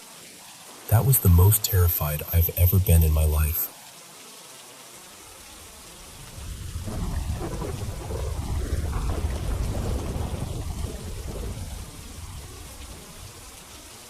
Okay, so I heard something today that has been sitting in my chest like a stone, and I can't seem to shake it. I'm 25, and I've always been the kind of person who feels things before I can explain them. I'm not out here claiming I'm a psychic or anything, but my whole life, weird stuff has followed me. I'll walk into a place and immediately feel the tone of it. Sometimes I'll hear little things, or catch movement that doesn't make sense. At home, we've had this ongoing, I don't even know what to call it, like a mimic energy. The kind where you swear you heard your name or someone's footsteps, and then you realize you're alone. So, fast forward to this school year. I'm teaching 3rd grade at a Catholic elementary school in a rougher part of town. High stress, tough behaviors. The kind of environment where your shoulders are permanently up around your ears. And I'll be honest, the building has always felt off. Not evil exactly, just heavy. Charged. There are the usual stories people whisper, like this old rumor that a sister passed away on the property decades ago, back in like the 1940s or 50s. Someone eventually tells me my classroom used to be part of the old sleeping quarters for the nuns, which is unsettling, sure, but that's not even what got me, because I've already had little things happen in my room. A chair shifting when no one's near it, a water bottle tipping over like it got flicked. Even the class's little seasonal mascot, like one of those classroom dolls, ending up in a totally different spot when I know I put it away. And normally, I'd chalk it up to the kids messing around, or my own exhaustion, or the building settling. These students are intense. Like, I've been teaching since 2017, and I have never had a group that pushed adults to the edge like this one. I've seen teachers cry. I've cried. You start to wonder if you're failing, or if you're losing your patience, or if you're just not built for it. But then I heard this story about what happened last year, before I ever worked here, and it made everything feel not normal. So this year, the other 3rd grade teacher was out on maternity leave, and the long-term sub, let's call her Ms. Maribel, came in to cover. 2 weeks. That's all it took. She had what everyone keeps describing as a complete break from reality. Not just overwhelmed, not just stressed. Like, she lost track of time, lost track of where she was. She started talking to things that weren't there. And the last day she was in the building, I walked past her room and she was pacing, jittery, having this full-on conversation with the mirror. Like it was responding to her. She had her kids packed up to go home. In the middle of the day. Like hours early. She couldn't process what time it was. At one point, she took them toward the cafeteria at the wrong time, and then, this part makes my stomach twist. She just left them there. Like she forgot what she was doing halfway through. Admin had to step in. She ended up hospitalized for more than a week. Everyone tried to explain it like, oh, stress, burnout, it happens. But I keep thinking, I've seen burnout. This felt like something else. Now here's the part that made my skin go cold. The staff was talking about last year, the year before I arrived. At that time, I didn't work at this school. I wasn't even in the same district. I didn't know a single person there. There was a classroom support staff member, let's call him Mr. Darius, who worked with the younger grades. One day, in the middle of the year, he had what they described as a manic, psychotic episode. But the weird part is how it started. He walked into a first grade room and insisted he needed to find third grade because he had to talk to a teacher named Ms. Rowan. Ms. Rowan. But he kept insisting. No, not Ms. Klein. Miss Rowan. He was getting more agitated by the second, like he'd been given a mission and people were blocking him from completing it. So they walk him to the third grade room because he's claiming he can't find it. And when he gets there, he looks around like he's confused and offended at the same time. And he goes, "This isn't her room. This isn't Miss Rowan." Then he looks at the third grade teacher, Miss Klein, and says something like, "That's not her. That's not who I'm supposed to talk to." And the way they told it, it wasn't like he was randomly guessing. He spoke like he knew what this teacher looked like he had a picture in his mind that didn't match the person standing in front of him, like he had an expectation of what the classroom looked like, and this wasn't it. But here's the thing that's messing me up. Ms. Rowan was me. Not literally my name, obviously. I'm not using my real name here. But the way the staff told it, the description matched me. The role, the room, the exact placement. Like he was looking for the third grade teacher who didn't work there yet. And there was no other person he could have meant. No similar name. No substitute. No past staff member. He spiraled hard after that. He became physical, started screaming, had to be restrained, and at one point locked himself in a room with a student. He was terminated and hospitalized. So now I'm sitting here with this pattern. 1 year, a support staff member breaks from reality and is desperate to find a third grade teacher who doesn't exist yet, but insists he recognizes her. The next year, a long-term sub has a terrifying breakdown in the same grade band. And I'm the common thread, without even being there when it started. And now I can't stop asking myself the questions I don't even want to ask out loud. Is there something in that building that pushes people over the edge? Is it just stress and coincidence, and my mind is making a story out of it because I'm already sensitive to that other layer of reality? Or is it something else? Because if I'm being totally honest with you, when I stand in my classroom some mornings before the kids arrive, there are moments where it feels like the room is waiting, like it's holding its breath, like it recognizes me. And the thought that keeps looping is, what if Mr. Darius wasn't just confused? What if he was displaced?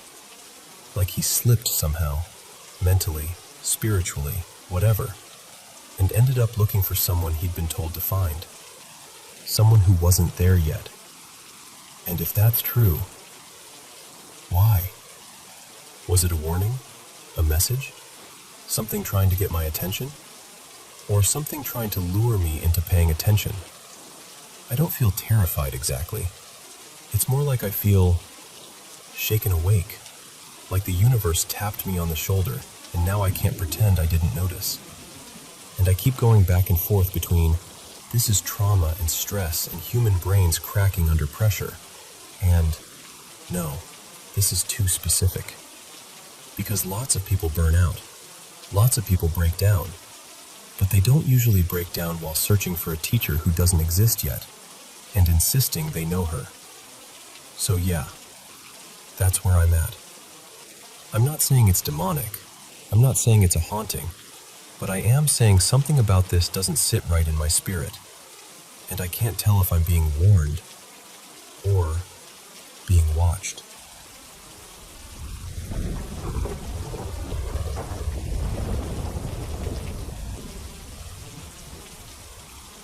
So, this happened to me a little over 2 years ago, and back then, I'd never even heard the word mimic. I definitely didn't have any spooky explanation in my head at the time. I just knew something felt wrong, in a way I still can't fully shake. I was 20 then, and my little sister, Maya, was 16. We'd just moved around a bit. Not far, but enough that it felt like a shift. My mom and my sister were staying in one place, and I was living with my grandparents for a while to help out, mostly because my grandpa was struggling to take care of my grandma on his own. It was in the same neighborhood we grew up in, the kind of streets where you still recognize the cracked sidewalks and the trees you used to climb. And there was this park down the road, maybe a 6-minute walk if you didn't rush. A little lake, a couple benches, a playground that always squeaked. That park was basically our whole childhood. Me, Maya, our cousins, endless afternoons there. Scraped elbows, lost baseball caps, little bike wipeouts that felt like the end of the world when you're 9. The kind of place where you've yelled someone's name 1,000 times without thinking. One afternoon, late winter I think, like March maybe, still cold enough that the air felt sharp. I was home alone doing dishes. I had headphones on, music up, just zoning out and trying to get through chores. And then I heard someone scream my name. Not like a casual, hey. Not like a neighbor calling from the porch. A scream from far away. The kind that makes your stomach drop before your brain even catches up. I froze, yanked one headphone off, thinking maybe I imagined it. Then I heard it again, clear as day. It was Maya's voice. No question. Same tone, same way she said my name when she was scared or hurt or mad and didn't want to admit it. And it was coming from the direction of the park. I didn't even think. I didn't stand there and weigh options. My body just moved. I dropped the sponge in the sink, left the water running, shoved my feet into my shoes, and walked out the door like I was on autopilot.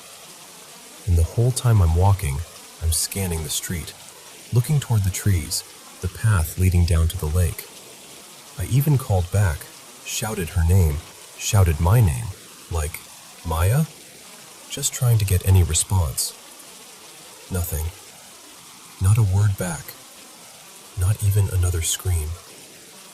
Which somehow made it worse, because it felt like whatever that was had already gotten what it wanted. Like it didn't need to keep calling once it knew I was coming. I got about halfway there, and that's when I saw my neighbor, this older woman named Tessa, getting into her car. She looked up and waved at me like it was any normal day. Just this small, ordinary moment. And that tiny wave snapped me out of it so hard it felt like waking up. Because in the same instant I thought, it can't be Maya. It's literally impossible. Maya wasn't supposed to be anywhere near here. She was hours away with my mom that day. There was no way she could be at that park, screaming my name. And as soon as my brain said that, my body reacted like it understood before I did. I got hit with this wave of nausea, hot and sudden. My throat tightened. My skin went cold, like somebody turned the lights off inside me. I stopped walking, because that's the part that haunts me. The voice wasn't just my sister's voice. It sounded like her when she was little, like 10 or 11. like the version of her that used to chase me around that park and wipe out on her bike and yell my name like I was her lifeline. And I hated how it felt like it called me once to make me take my headphones off, and then called again to pull me outside, like it knew the steps. After that, I turned around and went back home. I didn't go to the park. I didn't check just in case. I just couldn't. My instincts were screaming that if I kept walking, I'd be doing exactly what something wanted me to do. Nothing happened after that. No more voices, no weird shadows, no footsteps. I've been back to that lake plenty of times since then, in daylight, with people. Even alone once or twice, trying to prove to myself it was nothing. But later, much later, I started hearing stories about mimics, about things that copy voices or lure people by sounding like someone they trust. And I couldn't stop thinking about it. Like, what if something had been there long enough to hear us as kids? What if it listened while we played, memorized how Maya sounded when she was little, memorized how she used to yell my name 100 times when she fell or got scared or thought she saw a wasp? Because that park holds so many echoes. We practically poured our childhood into that place. But then, there's the other side of me, the side that tries to be logical. I just moved away from my sister in this emotional way, even if not forever. Maya's had mental health struggles since she was really young, and I've always felt like I understood her better than anyone else in our family. When we were kids, I used to have these awful nightmares about her getting hurt or dying, and I'd wake up panicked and go check if she was breathing. I carried that fear for years. So sometimes I wonder if I was just primed for it. If my brain was on high alert and turned some distant sound into the exact thing that would make me run. Maybe it was just a kid in the park yelling something that kind of sounded like my name. Maybe my brain filled in the blanks. Maybe I was stressed and lonely and worried, and it all twisted together for a minute. But I've told people other weird things that have happened to me. Stuff that's creepy. Stuff that's easy to laugh off later. Most of those happened in one house, in the same couple rooms, and I can talk about them like they're campfire stories. This one still catches in my throat. Because for those few minutes, I wasn't thinking about ghosts or myths or anything paranormal. I was thinking my little sister was in trouble. And something knew exactly how to make me come running.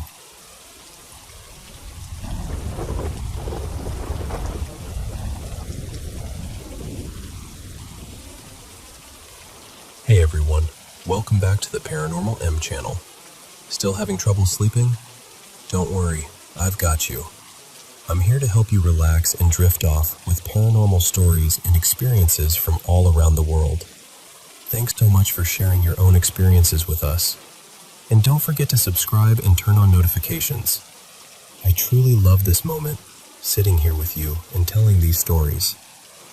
Now, without further ado, let's get started. So, this buddy of mine, let's call him Kieran, had to drop his car off for panel beating in this tiny middle-of-nowhere town, hours from where we live. Something to do with insurance, some admin mess. You know the vibe. Instead of doing the sensible thing, we decided, last minute, to turn it into a holiday. Kieran somehow finds this place to stay, an old-school camping ground way out in the sticks. We're paying 120 Rand a night, like basically the price of a takeaway meal, and we book it for a full week. We pitch up and immediately realize, okay, this place is not a normal campsite. It's abandoned. Like, properly abandoned. Rusted jungle gyms, broken swings squeaking in the wind, sun-bleached plastic toys half buried in sand. There are old cars scattered around from decades ago, just sitting there like the town forgot them. Even the furniture looks like it was built out of wagon wheels and regret. Turns out the property has new owners, and they're planning to renovate one day. They tell us we're the first people to stay there since they took it over, which explains why the price is basically charity. But honestly, the main dorm building is actually decent. Someone's already started fixing it up. There's a proper bathroom inside, a little kitchenette, 2 bedrooms, a back garden, and then this huge outdoor dining room that used to be the camp hall. For that price, we're feeling like kings. We're wrecked, though. We had to walk back from the panel beaters with all our bags, sweating, starving, dusty, and grumpy. But once we dump our stuff, we start getting excited. You know that feeling? No people, no noise, just you and your mate in the middle of nowhere. The sun's going down, so we fire up the barbecue. And this matters. We haven't started drinking yet. Not even a sip. Not even a sniff. We're being responsible. We cook first, then we drink. That's the plan. Food's done. We carry everything inside, sit down, and start eating like we haven't seen food in a week. Now here's where it flips. Kieran stands up and goes, "I'll grab the plates, you sit." He takes maybe 2 steps toward the sink, and suddenly he just folds. Like something hit him in the ribs. He slams into the wall, eyes wide, and yells, "Get off me!" I start laughing because I'm thinking he's messing around. Like, maybe he's trying to scare me. Maybe he's doing a bit. But he's not laughing. He whips around, grabs a knife, and starts charging into the bedrooms like there's an intruder hiding under a bed. He's proper panicked, searching corners, breathing hard, eyes flicking everywhere. And I'm still sitting there like, "Mate, the doors are locked. Relax. Stop being dramatic." Then, I swear to you, something nudges my leg. Not like a brush, not like a breeze, like a push. And at the exact same moment, the lights cut out. The solar unit shuts down. Dead. Pitch black. No warning, no flicker, just off. Instantly, my laugh dies in my throat. Because now it's not just him being weird. Now it's the dark. In this abandoned school dorm, in the middle of nowhere, and something just touched me. So we scramble for torches, stumbling around, bumping into furniture, whisper yelling at each other, trying to find the keys. We're moving like idiots, shoulders hunched, hearts in our throats, acting brave while fully not being brave at all.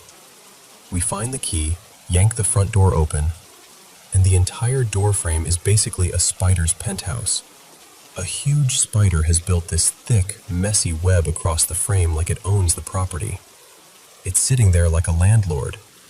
We slam that idea shut and go around to the back door instead, because between the fence slats, I'm not exaggerating, there are dozens and dozens of red button spiders, nesting everywhere. Little red dots like warning lights. It looks like the fence itself is alive. We just stand there, frozen, like our brains can't process what we're seeing. So now we're trapped between spider front door, spider back fence, no car, darkness, and whatever the hell just happened inside. We go back to the front. Kieran grabs a broom with shaking hands like he's about to duel a demon, sweeps the web aside, and we sprint out into the night. Pitch black, no streetlights, just that thick rural darkness where you can't even see your own hand unless the torch hits it. We run to the big old dining hall, the old school camp hall, thinking maybe we'll find, I don't know, sanity? A switch?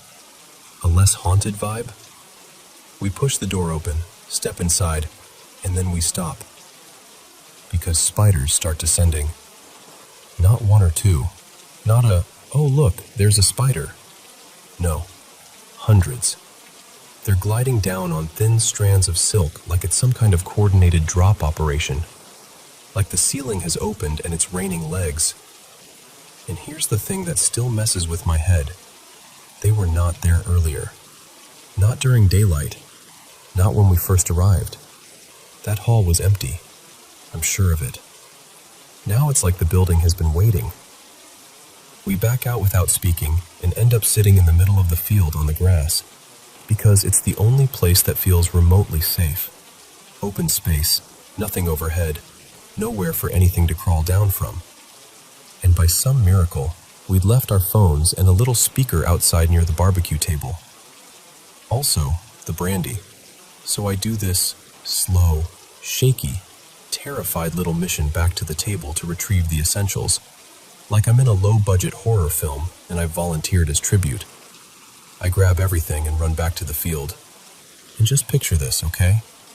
2 guys in their early 20s, sitting on cold grass in the middle of a dark, abandoned campsite. My mate sobbing on the phone to his girlfriend, let's call her Tamsin, trying to explain that we're surrounded by spiders and possibly being attacked by invisible ghosts. Meanwhile, jazz is drifting across the empty field from the speaker, something soft and classy, like Ella Fitzgerald, which makes it feel even more surreal, like we're losing our minds, but politely. And somehow, at some point, the brandy ends up in a glass bottle that definitely wasn't the one we brought. Don't ask me how. I still can't explain it. Maybe we grabbed the wrong bottle in panic. Maybe we were delirious. Maybe the campsite wanted to contribute. We eventually pass out right there in the field. No tent, no blankets, just grass and fear. We wake up with stiff backs and dusty faces, still in the same spot. Morning light finally making everything look normal again. Like the night was a prank played by the universe. But we are not going back inside. We don't even go collect half our things. We don't pack properly. We don't cook. We don't even fetch our kitchenware out of the rooms. We had meat in the fridge, left it. We had plans for 7 nights, canceled by daylight. We arrange a ride home and bail like fugitives. And because we didn't want an argument or questions or some tough guy lecture from the owners, we message them something ridiculous like, "Sorry, we saw a cobra in the bedroom." And we leave it at that. I swear to you, I have never been that frightened in my life. And somewhere, buried in old messages, I'm pretty sure there are photos, maybe even a video of us sitting in that field, looking absolutely unwell, trying to laugh while we were genuinely falling apart. If I ever find them again, I'll know for sure it wasn't a fever dream. But honestly, even if it was, I never want to dream that again.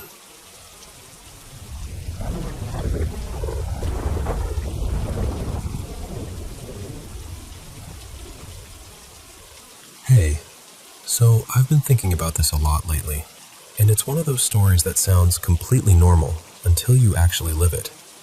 I'm 19, and I still live at home with my parents and my brothers and sisters. We've been in the same house for, honestly, most of my life. My parents bought the land years ago and built the place themselves. From the outside, you'd never guess anything was off. Big home, big yard, a couple of animals running around. The kind of place people would call peaceful. But inside, there's always been this feeling, like you're being watched. And I know how that sounds, because there isn't a single obvious thing you can point to. The walls look normal. The rooms look normal. But some corners feel heavy. Hallways feel wrong in a way that makes your skin tighten, like the air is thicker where it shouldn't be. There's one spot, though, one place that's always been the worst. Behind the house, there's this narrow alley-like walkway, kind of tucked away, like the house has a shadow it never shakes off. Even in the middle of the day, none of us ever liked going near it. It's not that it's dangerous or anything, it just feels hostile, like you're stepping into someone else's space and they don't want you there. When I was younger and friends came over, it always happened the same way. Some kid would wander toward that back alley out of curiosity, and then, like clockwork, they'd come bolting back, crying or pale as a sheet, swearing, "There's a man back there." And the thing is, we live surrounded by walls. It's just us. No neighbors close enough, no easy way anyone could be back there without being seen. So every time it happened, we'd all kind of laugh it off. But the laugh was always, thin, like we didn't totally believe our own jokes. When I was in middle school, maybe around 7th grade, my parents started acting different. Not just uneasy, but genuinely scared. One evening they sat all of us down, me and my siblings, and my mom, Marisol, had this serious, almost shaky look on her face. Didn't even meet our eyes. And they gave us rules. Not clean your room rules. Not be home before dark rules. Like old rules. The kind you can feel in your bones. They told us, don't whistle inside the house. Ever. Any mirrors in bedrooms had to be turned to face the wall. And absolutely don't look in mirrors at night. If you hear knocking after dark, no, you didn't. Don't run loud machines at night. No vacuuming, no noisy cleaning. And the biggest one, at night, you close everything. Windows, curtains, doors, and under no circumstances do you peek outside once it's dark. At the time, we didn't argue. It was weird, sure, but my parents grew up around a lot of countryside traditions and warnings and don't do that superstitions. So it kind of slid into our lives like it belonged there. And then, over the years, little things happened. Not constant, not dramatic, just enough that you'd notice, and then try not to. Like this one time, I bought this really nice lavender mechanical pencil, the kind that's stupidly expensive for no reason except it feels fancy. I bought one. I kept it in my desk. Then one day I opened the drawer and there were 2 identical caps sitting there, like the pencil had multiplied and left evidence behind. I stared at them forever, trying to make my brain accept a normal explanation, not like a prank, not like misplacing something, more like something was playing with the idea of ownership. That creepy back alley leads toward this back room that's kind of neglected, part storage, part unfinished space. The floor creaks in a way it doesn't anywhere else. Parts of it are worn down like the house just gave up there. I never questioned it much, because when you grow up somewhere, even the strange parts start to feel ordinary. Here's something else that matters. I've dealt with night terrors and sleep paralysis since I was little. It runs my nights sometimes, so I usually sleep near my sisters because it helps me feel grounded when I wake up panicking. But recently, I wanted to feel more grown up, more independent. So I told myself I was being ridiculous and decided I'd start sleeping alone in that back room. And that's when things got worse. My night terrors ramped up fast, like suddenly happening once or twice a week, which is not normal for me. I kept trying to push through, telling myself it was stress or the new sleep arrangement or whatever excuse I could find. But then this one night happened, and I can't explain it away. I know what my episodes feel like. I know the fog and the confusion and how details get slippery. This wasn't like that. I woke up at around 4:10 a.m. I remember the time because afterward I just stared at my phone like it could save me. And I opened my eyes, and there was a man standing in my room. Just standing there. He was facing me like he'd been waiting for me to wake up. He looked older, maybe late 40s or 50s. Rough beard, deep lines in his forehead, clothes that looked worn down, like he'd been living outside for a long time. And the way he stared at me wasn't frantic or aggressive. It was calm, almost patient, like I was the strange thing in the room, not him. I tried to scream and nothing came out. Not even my body wouldn't cooperate, and all I could do was cry silently, like my fear had nowhere to go except out of my eyes. And then he turned, and he walked out of the room like he belonged there. The second he left, the whole room changed. That's the part I can't forget. It felt like pressure releasing, like something heavy had been sitting on my chest and then just stepped off. Like the air got lighter, like something physical left. I sat up and I couldn't stop shaking. I cried so hard I felt sick, and I didn't sleep again. When I told my parents in the morning, my mom went pale in this way that made my stomach drop, because it wasn't surprise, it was recognition. My dad didn't even ask a lot of questions. He just said, firmly, that I was never sleeping in that room again. They tried to comfort me with logic, saying maybe it was a hallucination, maybe it was a sleep thing, because we have cameras outside and there's no realistic way a person could have gotten in without someone noticing. They weren't trying to dismiss me. I think they just didn't want to say the other possibility out loud. But I know what I saw. And then something happened that made it harder to pretend it was all in my head. A couple months ago, we got a dog. His name is Miso, and he's the sweetest thing. The kind of dog who follows you around like you're his whole world. He sleeps outside in the yard in his little doghouse, and at first, everything was fine. But lately, almost every single night, he loses it. Sometimes it goes on for hours. He's exhausted. I'm exhausted. And I just keep thinking about all those kids over the years, swearing they saw a man back there. Then what I saw in that room. And now my dog reacting to that exact same spot, night after night. So, yeah. I don't really know what to do with all of that. I just know there's something about that hallway behind our house. Something that's been there longer than I've been alive. And whatever it is, it doesn't want to be ignored anymore.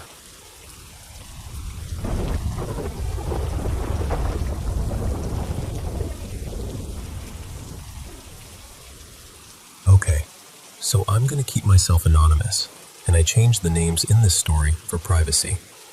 I'll call my aunt Marisol and my sister Jade. So, the three of us were always close. Like the kind of close where we'd stay up way too late talking about creepy stuff and laughing at the exact moment you're not supposed to laugh. We've all been into the paranormal for as long as I can remember. Not in a we're experts way, more like we're the people who slow down at haunted house billboards and go, wait, what if it's real? One night, we decided to make it a little adventure. Just a girls' night kind of thing. We picked this park that was basically swallowed by trees. Super quiet. Lots of shadows. And we downloaded one of those ghost communication apps on Jade's phone. We weren't really expecting anything. Honestly, it was more for fun than anything. Even though we had had weird experiences before. We got there late, like after midnight late. The playground was a little ways away, maybe like the length of half a football field, and there were barely any streetlights. The park itself was dark. That kind of darkness that makes you feel like the world ends at the edge of your flashlight beam. Marisol had brought her dog, Ranger, and he's not one of those yappy dogs. He's trained, protective, and calm. So even though we were creeped out, we didn't feel unsafe. Plus, we weren't completely isolated. There were houses not too far off.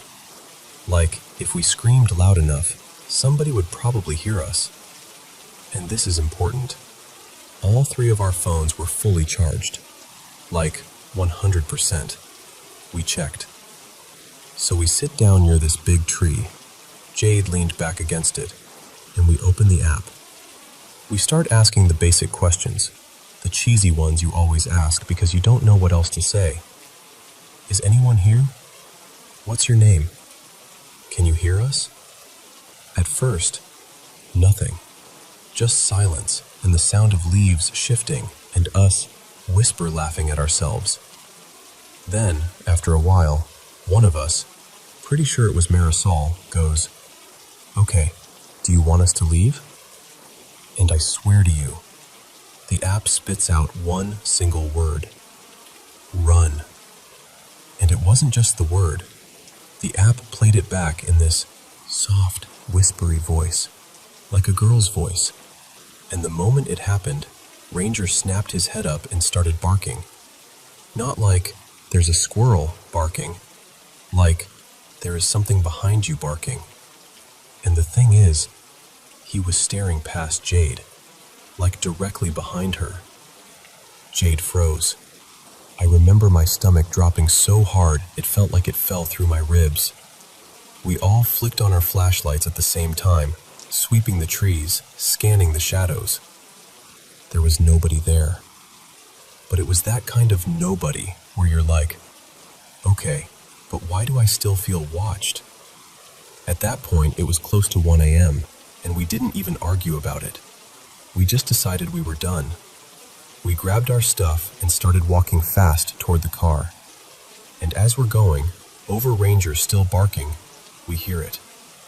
A scream. Like a full-on, blood-curdling woman's scream from the direction of the park. I remember thinking it sounded too close, and also too wrong. Like it didn't echo the way it should have, or maybe my brain just didn't know how to process it. We basically power walked into a run. Then we passed under one of the few working streetlights, and my eyes flicked to the ground because, I don't know, sometimes you look down when you're scared. I saw our shadows. Mine, Marisol's, and between mine and Jade's, there was a third shadow. Small, like a child, like a little girl. And I know how this sounds. I know. But it didn't match the shape of any of us, and it wasn't Ranger either.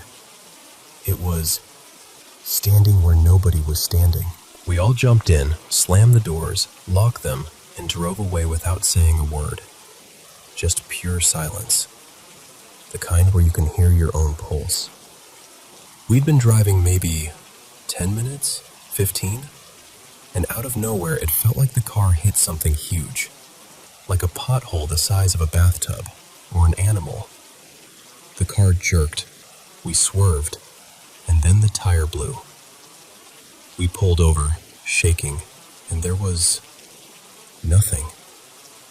The road was freshly paved, no debris, no potholes, nothing to explain it. We got out to check the tire and it looked wrong. Not just flat. It looked like it had been cut, like the sidewall had been slashed. Immediately we got back in the car because, look, it's 3 women in the middle of nowhere, late at night, and we suddenly didn't feel brave anymore. We locked the doors again and started trying to call people. We're sitting there like that for a while, making calls, watching the road, Ranger growling low in the back. And then Marisol whispers, "Do you see that?" There's a man, just standing near the road, way too close, like a few steps from the car. None of us saw him approach.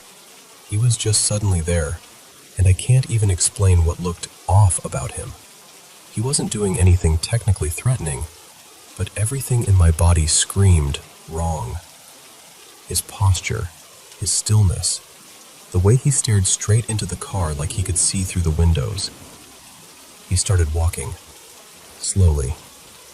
He walked around the car, still staring at us, not speaking, not waving, not checking if we were okay, just circling us like we were something he'd found. It was one of the most unsettling things I've ever experienced. And then, just as slowly as he appeared, he was gone. Not like he walked away into the distance, like he was there, and then he wasn't. And here's the part that hit me afterward. From where he had been standing, you could see directly into the opening in the trees where we had been sitting earlier. Like, perfectly. It was the only little gap. If we'd pulled over even a few feet forward or backward, that view would have been blocked. I pointed it out, and we just kind of stared at each other like, no way. Then we looked at our phones again. Remember how they were all at 100%?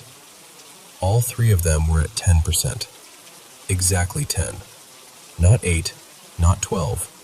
10, 10, 10. And we hadn't been watching videos or using Flash non-stop or anything like that. Just that app and a few calls. At that point, we were like, okay, one more call, then we save battery. Jade calls our mom. And the second my mom answers, before Jade can even say anything, my mom goes, "What's wrong? I just woke up from a bad dream about you. Where are you?" Like she'd been yanked awake. Jade tells her everything in this rushed, shaky voice, and my mom doesn't hesitate. She just says, "Stay locked in the car. I'm coming." She came and picked us up, and by the time we finally got home, it was around 3 a.m. We crashed immediately. And just for context, we didn't have a spare tire because it had been used earlier that week, so we couldn't even fix it ourselves in the moment. The next day, when it was daylight and the world felt normal again, we went back to deal with the car. Marisol followed in her own car, and I rode with Jade. We're driving away, maybe 5 or 6 minutes down the road, and we're talking quietly, trying to convince ourselves we're being dramatic. And then we hear it. A giggle. Like a little kid giggle. We both stopped mid-sentence, just staring forward. We checked the radio. It was off. Completely off. We were like, okay, maybe it was outside. And right then, I reached down toward the cup holder to grab my drink. This sounds so stupid, but it matters. And I lifted the lid to crunch the last bit of ice. A bee flew out of the cup. We opened the doors, hoping it'll fly out, and then more bees. One after another, just emerging from inside the car. Not through the windows, not from outside, from inside. We sat there on the side of the road, doors wide open, watching bee after bee fly out like the car was some kind of hive we didn't know we were driving around in. It went on for easily 20 minutes, maybe longer. Long enough that it stopped being funny, stopped being scary, and just became surreal. Like reality had a glitch and we were stuck watching it loop. After that day, we never went back to that park. It's been almost 4 years, and we still talk about it like, maybe it was all coincidences. But every time we say that, there's this little pause. Because deep down, none of us fully believe it was just coincidence. And lately, we've been joking, half joking, about going back. And I don't know if that's brave, or if that's the dumbest idea we've ever had.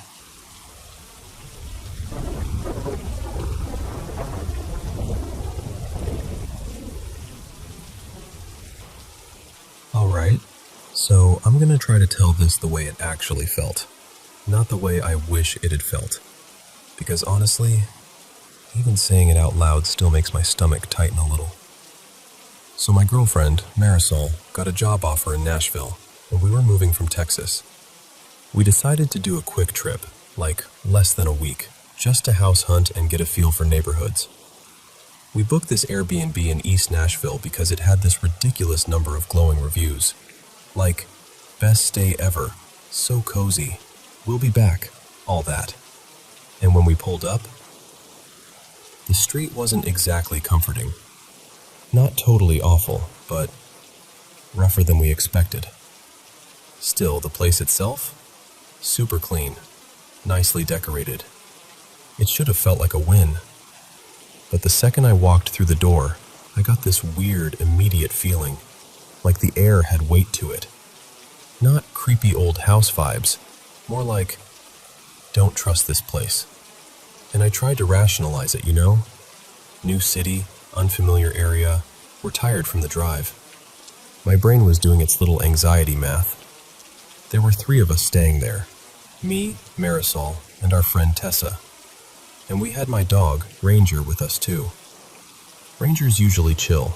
He's done long drives, hotels, all of it. Doesn't spook easy. Anyway, we all ended up going to bed early that first night. I remember checking the time because it felt ridiculous.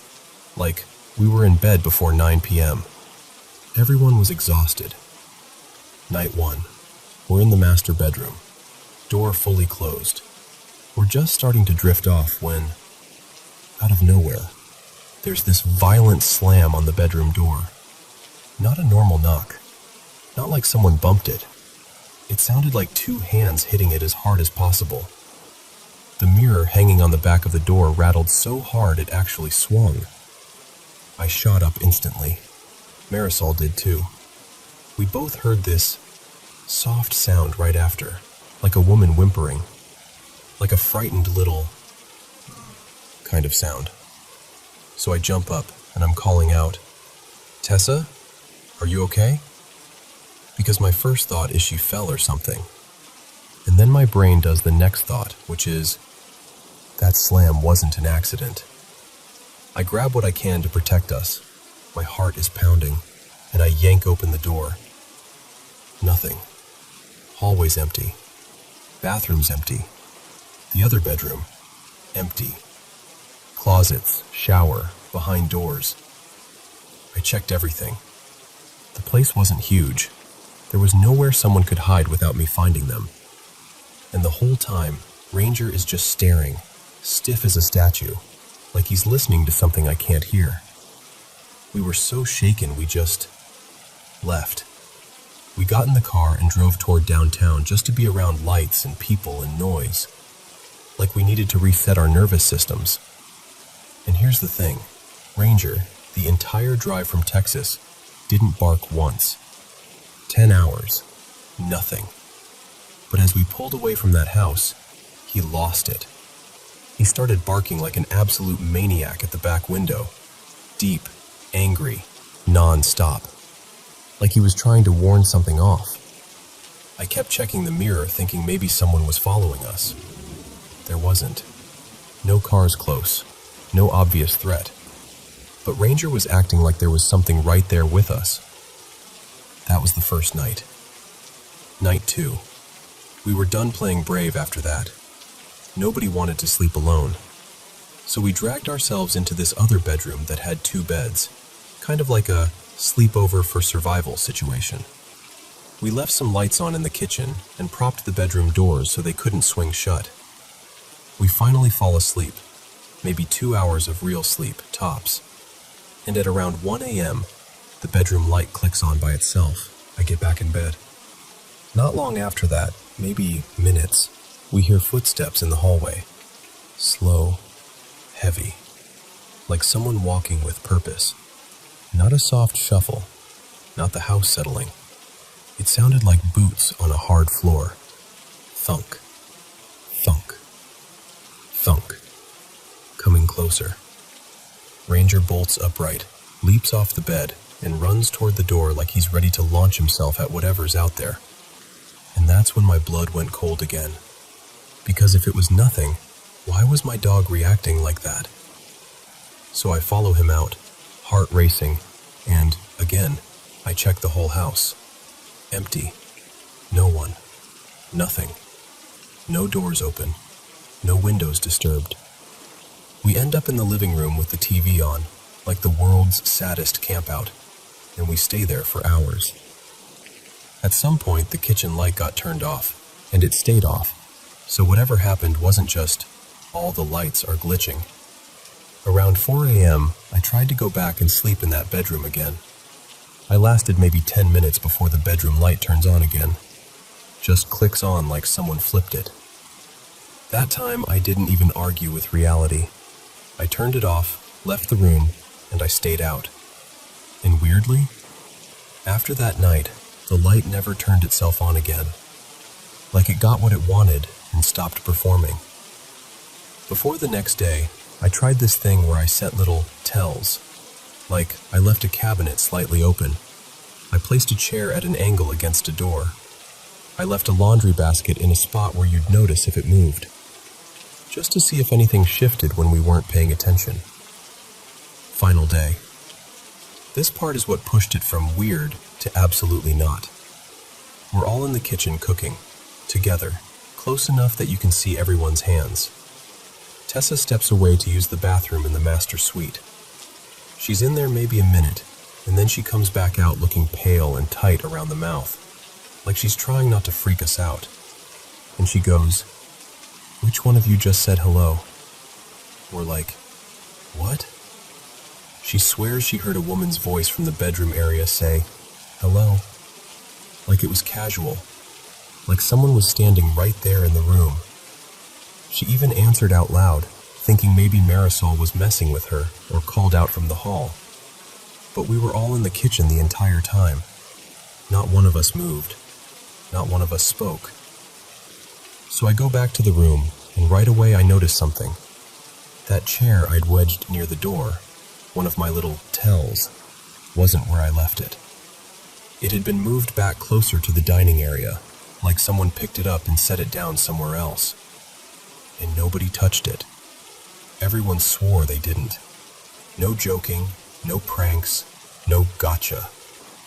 And at that point, honestly, I didn't care if it was paranormal or a person or just some nightmare chain of coincidences. The feeling in that house had gotten so heavy, like this oppressive, unfriendly pressure, that it stopped being a spooky story and started feeling like a real safety problem. So we packed up. We left. We spent the rest of the trip in a hotel. And I know how it sounds. I'm aware. But I keep coming back to the same thing. Too much happened in too short a time. The slamming, the footsteps, the light turning on repeatedly, the voice, things moving. Plus that constant sense of being watched and not welcome. It wasn't just creepy. It felt mean. And that's the part that still sticks with me. Not what we heard or saw. It's what it felt like that place wanted.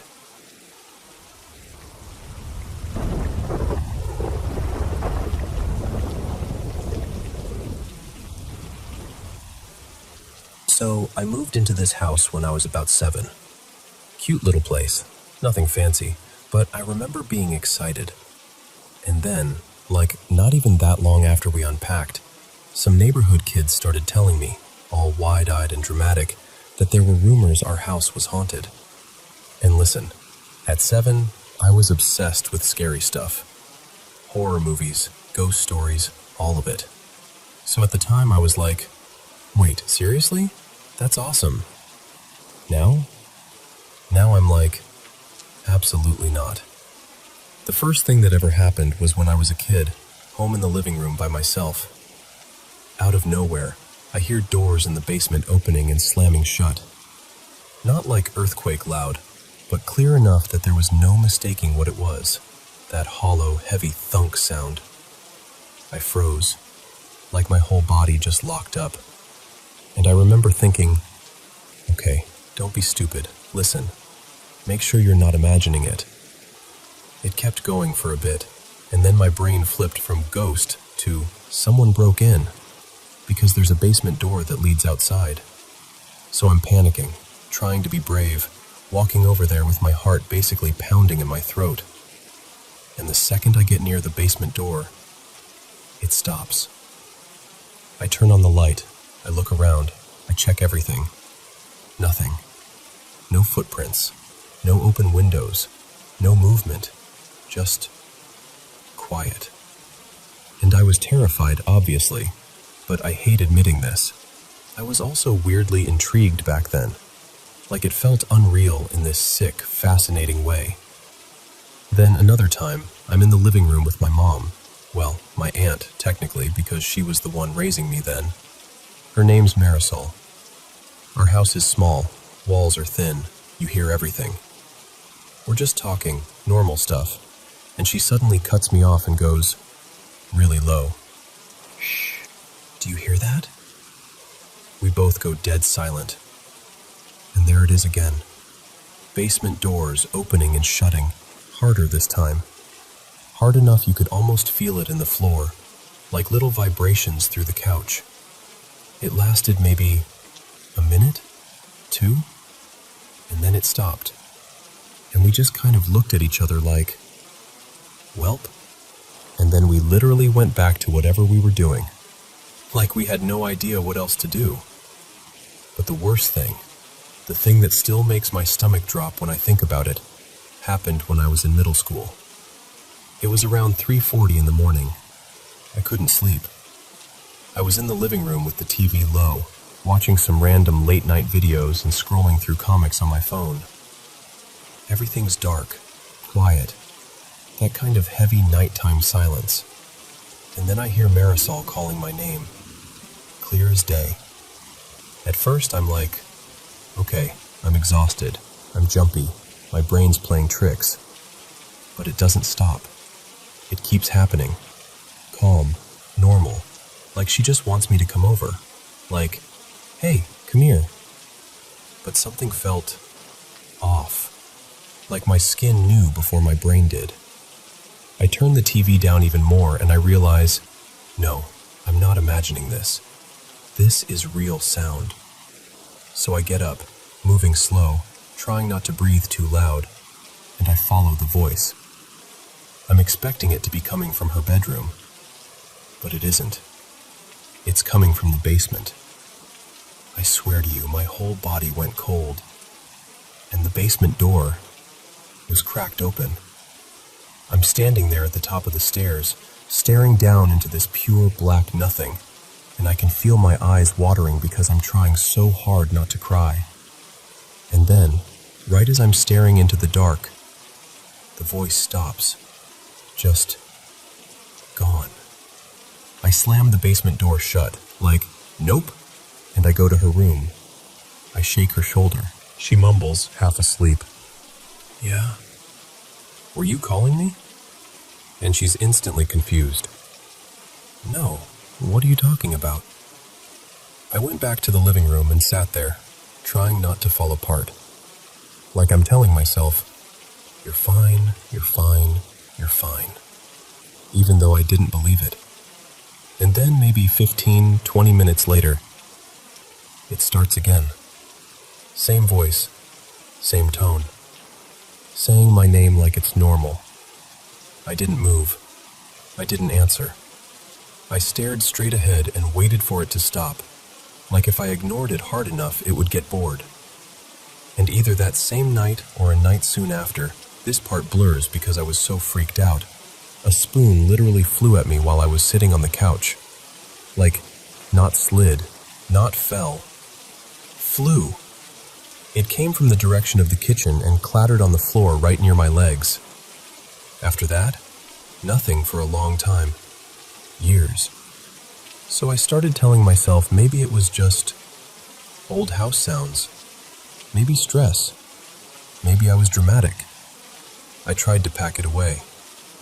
And then last summer break 2025, I'm up late again in the living room, watching YouTube, just trying to relax. For context, my living room has this front door with a stained glass window, a big window beside it, and then 2 glass doors on the right that go out to the back deck. I'm watching videos, minding my business, and I notice this reddish-orange light outside by the front door. At first it's faint, like a glow you'd ignore, but then it slowly gets brighter, like brighter, lighting up the patio, reflecting in the glass. And I'm sitting there frozen because my first thought is, someone is outside, like someone is standing there watching me. The light looked almost like firelight, but it wasn't flickering like flames. It was just this steady, unnatural orange-red glow. I stared at it for what felt like forever, probably only a few minutes, but when you're scared, time gets weird. And then it slowly faded out. No footsteps. No shadow crossing. No one walking up. No one walking away. And with how open that area is, I should have seen something. I finally forced myself to turn on the outside light and check. Nothing. Nobody there. I left lights on after that. Like full on, I'm not sitting in a dark living room mode for months. Then, later that month, around the 19th I think, it happens again. But this time it's on the back deck near the glass doors. I hear heavy movement out there. My first thought is raccoon or stray cat, but it's too heavy, too slow, too deliberate, like something is searching, and I refuse to look. I don't know how to explain it, but I felt like if I looked directly at whatever was out there, it would become real in a way I couldn't undo. Like eye contact would be permission. So I'm texting my friends, panicking, fingers shaking so bad I keep mistyping. And while I'm staring at my phone, I see, just in my peripheral vision, something pale, like white, leaning close to the glass. I felt sick instantly. like nausea and fear at the same time. I started crying without even meaning to. It stayed there for what felt like 10 minutes. I didn't move. I didn't breathe right. I just sat there and waited for the sound to stop. Eventually, it went quiet. And I waited even longer before I finally forced myself to close the curtains, because I was scared that if I moved too soon, it would react. A few days later, the orange-red light came back outside the front door. This time, my little string lights were on, so I could tell it wasn't just some weird reflection. I tried to record it. Like, finally, proof, right? I got nothing. Just a useless, dark video. And me, whispering like an idiot. When I checked outside afterward, there were only Marisol's footprints in the snow, leading from the driveway to the door and back inside. No extra tracks. No sign anyone had been standing there. No explanation. And that's what kills me. Because I have the frantic texts to my friends. I have the failed recording attempt. But I don't have anything that makes people go, "Oh, okay, yeah, that's real." So when I tell people, they laugh, or they shrug it off, or they act like I'm being dramatic. But I'm not. I'm genuinely scared, and I'm genuinely confused. I don't even care if the answer is paranormal. I just want an answer. I want someone to take me seriously and tell me what this could be. Anything. Because living with unanswered questions like that in your own house makes you feel like you're going crazy. And I swear, I'm not making it up. I just need someone to believe me.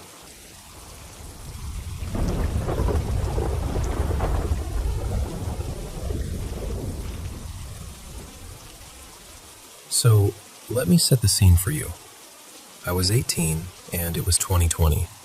I was in southern Arizona, and I was doing that thing where life is so upside down, you end up living out of your car for a while. Not a cute van life version, just me, a beat-up sedan, and the desert. One night I went to this rave way out in the middle of nowhere. If you're from Arizona and you've been around that scene, you might know the spot. People call it the Quarry sometimes, kind of like this carved-out dip in the land where everyone parks around the edges and the brush forms a weird natural fence. Cactus, scrub, that dusty smell that sticks to your clothes. I was on mushrooms, yeah. Not an insane dose, but enough that the music felt like it had a heartbeat. At some point I needed a break, so I slipped away from the crowd and climbed into the back seat of my car. I remember sinking down and exhaling like my bones were tired. I'm sitting there, looking out the window at all these silhouettes moving and the bass thumping through the ground. And then I saw it. At first, my brain tried to label it as just a person coming out from the line of parked cars. But it wasn't right. It looked human-shaped, but it was made of shadow, like dark charcoal, not fully black, more like the absence of light in the shape of a body. And it had too many arms. Not tentacles. That's the part that still messes with me. They weren't flowing or wavy. They were arms, like actual human arms, with elbows and hands, moving the way arms move. Just more of them. 6? 8? I honestly couldn't tell because they kept circling and flicking around its head and shoulders, almost like it was dancing. It stepped out from the brush line and started walking toward the crowd. And I swear to you, this is the moment my stomach dropped. It walked through the people dancing. Not around them, not between them, through them, like they weren't there. Like it wasn't solid. Like the crowd was fog and it was wind. I froze. I didn't even blink. I just watched it glide forward, arms moving in this strange rhythm, and it kept going until it passed out of my view, and I couldn't see it anymore from where I was curled up in the back seat. And then I realized I was breathing like I'd been underwater. A little while later, maybe minutes, maybe longer, time was weird. My boyfriend at the time, Eli, knocked on the passenger side window. He was on the other side of the car, leaning down, trying to catch my eyes. I unlocked the door and he climbed in, and the second he saw my face, he went, "What happened? What's wrong?" Because apparently I had the exact expression people mean when they say, "You look like you just saw a ghost." And I told him, pretty much word for word, "I think I just did." I explained what I saw, the shadow body, the too many arms, the way it moved, and how it went straight through the crowd like everyone was air. I expected him to laugh it off or tell me I was just tripping, but he didn't. He got quiet and said something like, "I've seen a lot of weird stuff out here, especially at this spot. Not that exact thing, but yeah, weird stuff." That almost freaked me out more, honestly. Because listen, I've tripped plenty. I know the difference between the usual psychedelic visuals and something that feels separate from you. Most mushroom visuals are colorful, patterned, kind of glowing and alive. This wasn't that. This was muted, heavy, gray, like an object in the world, not a distortion in my eyes. And what really made it worse was the fear. And then, once Eli was with me, it faded fast. Like whatever spell had me locked in place snapped the moment another person entered my little bubble of reality. Part of me still wants to file it under mushrooms plus desert plus sleep deprivation plus loud music equals brain did a thing. But I only saw it once. One time. And I've never seen anything like it again, tripping or sober, anywhere. I can still picture it perfectly. That shadow gray body, the extra arms moving like a strange halo, and the way it didn't interact with people as solid matter at all. And here's the part I can't ignore. That place always felt charged. Like the desert there was watching. People had more bad trips out there than anywhere else I'd been. More stories, more panic, more something's off. And I've had other intense experiences out there too. Beautiful ones, the kind that crack you open. But that night, in that back seat, it felt like the desert showed me something that wasn't meant for me. So yeah, I'm telling you because I still don't know what I saw. Have you ever seen anything like that? A shadow person, something human-shaped but wrong. Something that moved through people like it wasn't real. Or maybe, like we weren't.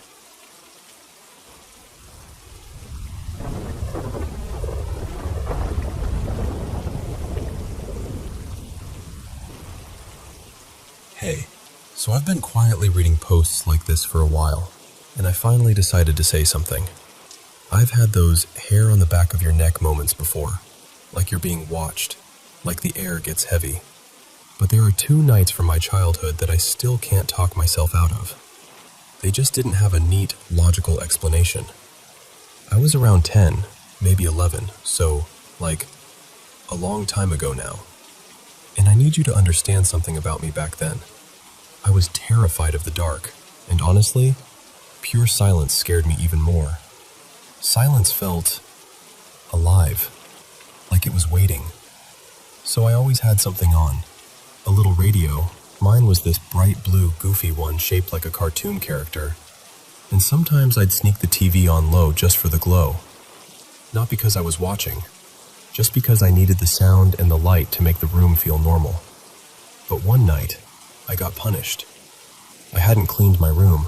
Clothes everywhere, toys, junk. The whole disaster. So my mom said, no radio, no TV, lights out. And she meant it. So there I am in bed, in a room that's pitch black and too quiet. The kind of quiet where you can hear your own thoughts breathing. I'm lying on my back, staring up at the ceiling I can't even see, trying to force myself to fall asleep. And then I hear it. This soft, slow scratching, coming from my closet door. At first, I told myself it had to be our cat, Milo, because he'd get shut in rooms all the time, and he'd scratch when he wanted out. That was the easy answer, the comforting answer. But then my brain caught up with me, and I remembered. Milo hadn't even been in my room that day. And the way my bedroom door worked, it would swing shut on its own every time. You couldn't leave it cracked. So there was no way he'd wandered in. And the second I realized that, my stomach just dropped. I didn't scream. I didn't even move. I did that quiet kid panic. You know the kind, where you're scared you'll make it worse if you acknowledge it. I pulled the blanket up over my head like it could protect me, squeezed my eyes shut, and just tried to disappear into my own bed. And then, something pushed up from underneath. I'm not exaggerating. It felt like hands under the mattress, like someone was trying to lift it, like they were trying to tip me off the bed. The mattress rose just enough for me to feel it shift, and I remember clutching the covers so hard my knuckles hurt. And then the bed started shaking. Not like a little tremor, not like, maybe it's in my head. It shook like someone had climbed up and was jumping on it, full weight, up and down, while I was trapped right there in the middle of it. My whole body went cold. I couldn't move. I couldn't breathe right. I swear I felt pinned. And before anyone does that thing where they're like, maybe it was a sibling messing with you. No. My older sister Tessa wasn't living with us then, and my little brother Evan was still a toddler. There was no one sneaking into my room to pull some prank. And even if there was, how do you prank someone from under the bed? I don't know how long it lasted. It felt forever, but it could have been a minute, maybe less. Time does that weird, stretchy thing when you're scared. Eventually, I worked up the courage to yank the blanket down, and everything was normal. The room didn't feel heavy anymore. The silence wasn't crushing. It wasn't even fully dark. There was this faint, ordinary glow coming through the window, like the night had shifted while I was hiding. And that's what messed with me the most. How fast it went from wrong to fine, like someone flipped a switch. My mom came up a little while later, half annoyed, half confused, and asked why I was out of bed. And I didn't tell her any of it. I couldn't. It felt too ridiculous and too real at the same time. I just looked at her and said, really calmly, I cleaned my room. Can I have the TV back? She didn't give me the TV, but she did let me turn the radio on. And I slept with that thing right by my ear like it was a life raft. Nothing ever happened again in that exact way. Not that intense, not that physical.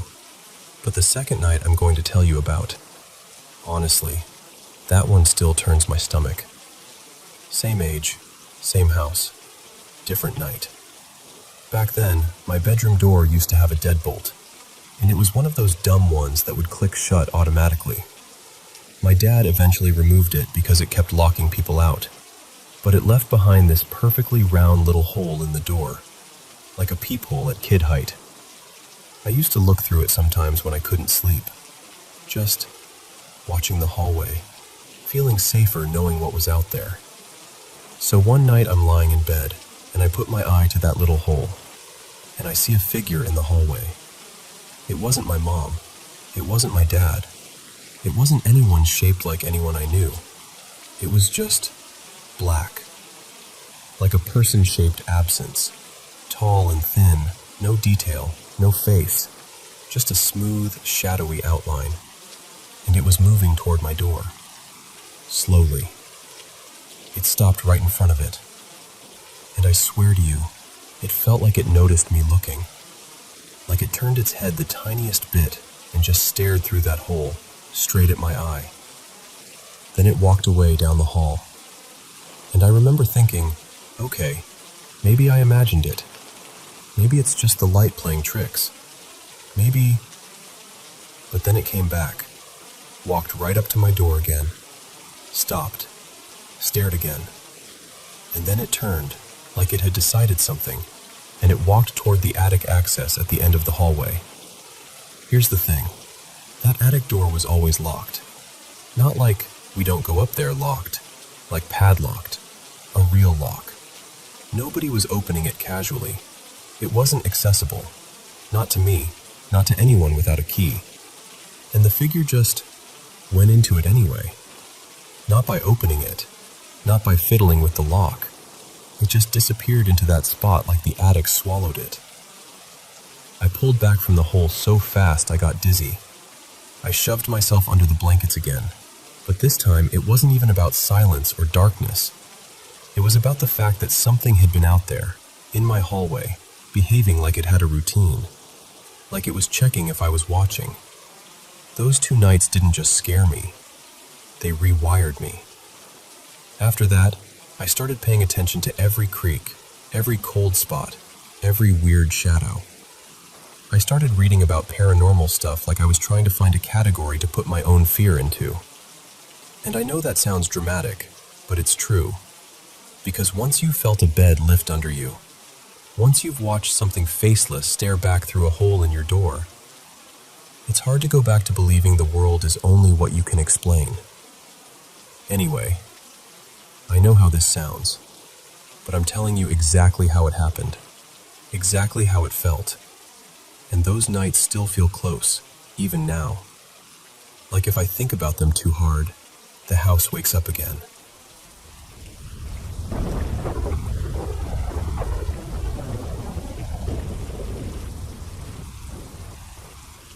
Hey, so I've never really told this story publicly before. And honestly, if you read it and think I'm overreacting or imagining things, fine. I'd almost rather you think that, because the alternative is heavier. People died. People suffered. And even now, years later, I still don't fully understand what happened. I'm going to say everything pretty bluntly, just because that's the only way I know how to get through it without getting lost in emotion. So, the first thing. I was 12 when my dad died. It was right before Easter. Like the kind of night where the house feels extra still because everyone's supposed to wake up to something sweet the next morning. Except that night, my dad got out of bed, walked out of the house, and drove to the edge of town. He parked on the shoulder of this quiet road and took his own life in the car. And that's the part that messes with you, you know? Because people always ask, were there signs? And I can tell you there were things, but nothing that screamed, this is where it's headed. It was more like tiny glitches in the way he moved through the world. He started getting weirdly suspicious of my mom, like he'd say stuff about her leaving him, even though she wasn't. He'd suddenly insist nobody liked him, even though his buddy from work, Marcus, kept calling and couldn't figure out why my dad wasn't answering. He'd do these odd little routines, like moving fragile stuff to safer places, and then when something inevitably fell anyway, he'd explode like it was personal. One night my little sister got a paper cut, and I couldn't find the bandages fast enough, and my dad lost it. Not normal angry, just sharp and panicky.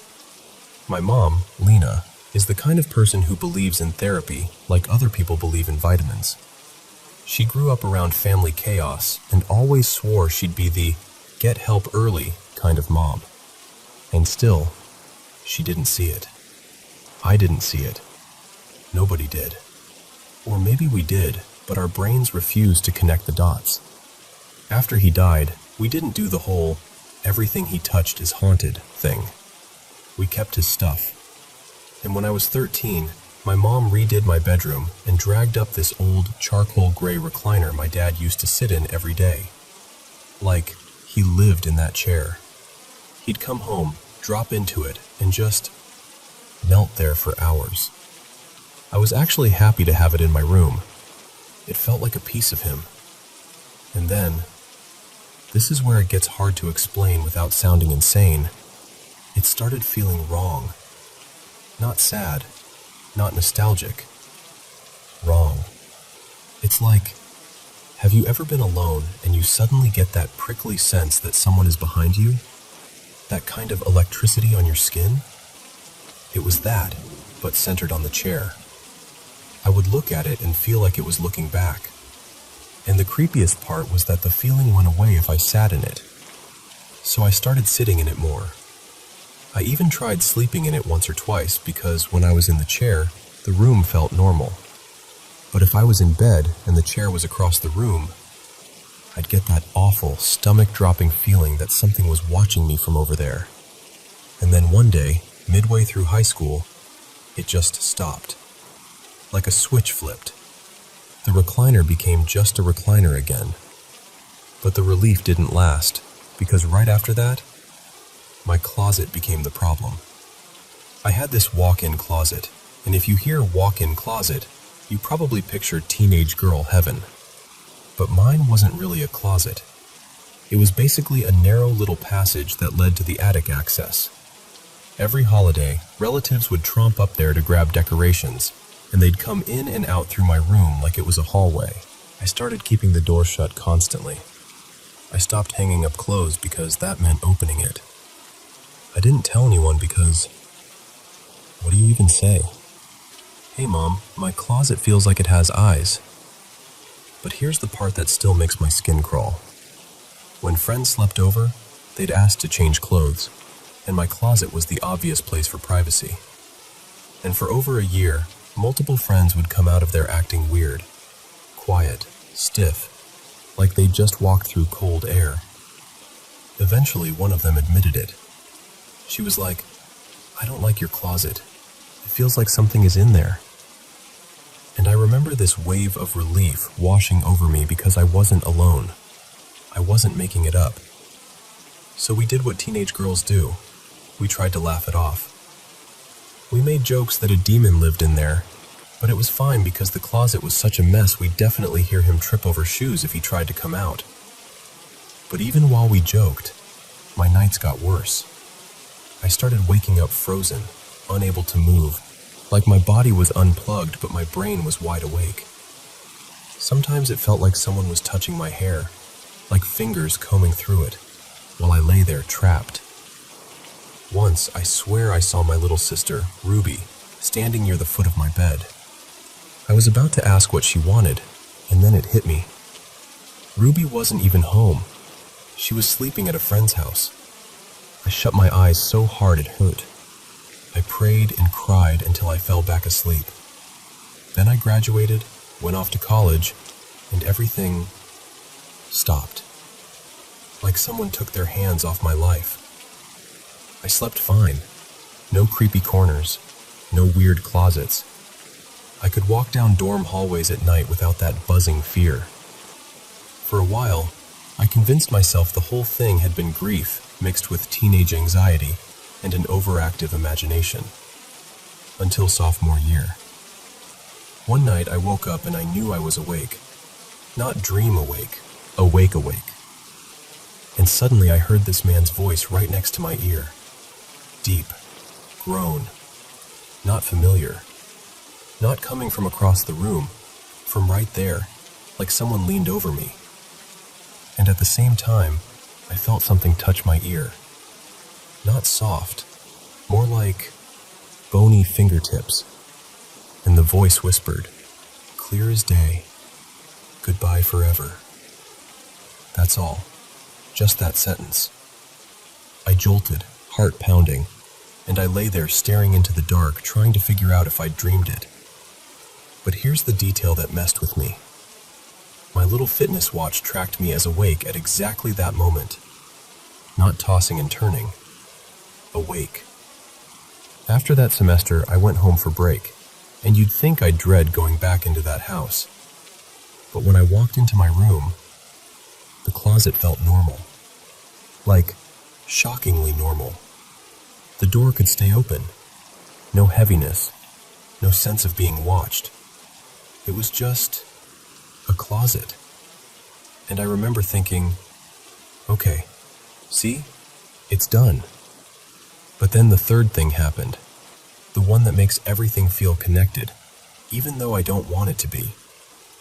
By then, my mom had remarried. My stepdad, Daniel, was solid and kind. The type of man who fixes things around the house and actually means it when he asks how your day was. He had a daughter, too. My stepsister, Elise, around my age. So suddenly I had two little sisters in my orbit. My biological sister, Ruby, and Elise. Ruby was about 13 at the time and started getting these brutal stomach pains out of nowhere. Random, intense, mysterious. Doctors couldn't find anything. Over time, we started realizing it seemed tied to anxiety, like her body was carrying something her mouth didn't know how to say yet. It went on for years, and then, one day it faded, almost as randomly as it started. And then, when she was 17, she took her own life in her bedroom. Everyone else was home, just in other rooms. Just there. And too late. A few weeks after that, the world shut down for COVID. So we were trapped in that house, grieving, with nowhere to escape. Same house where my father had lived. Same house where the chair and the closet and the night terrors had happened. And now, more than a decade later, another teenager, unrelated to my dad, who never even met him, had died there too. And the hallway outside Elise's room started feeling like my closet used to feel.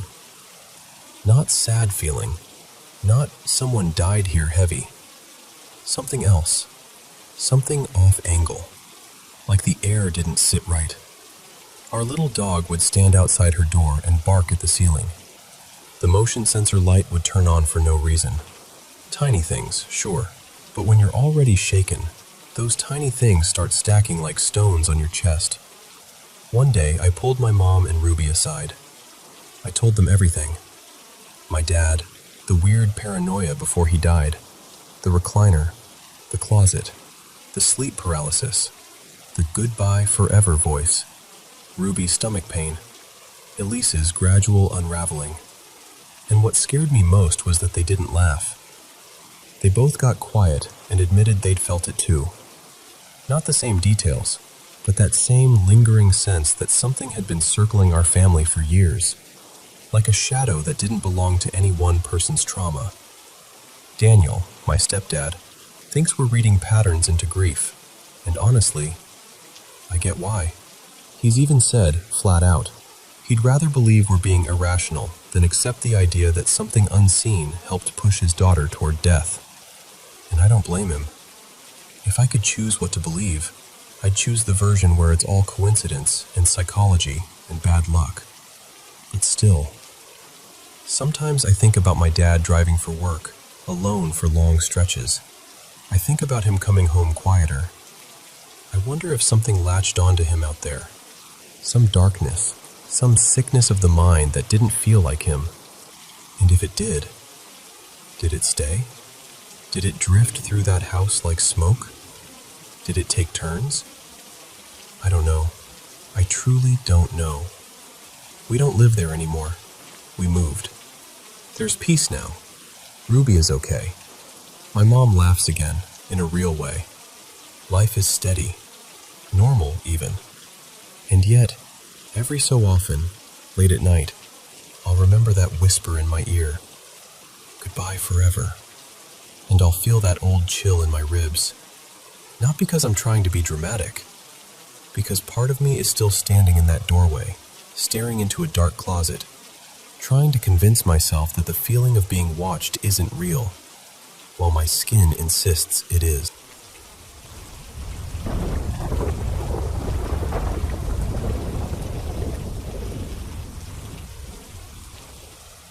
So, let me tell you a couple stories my mom used to swear were true, ones that still make me pause, even though I'm not really built for believing in ghosts.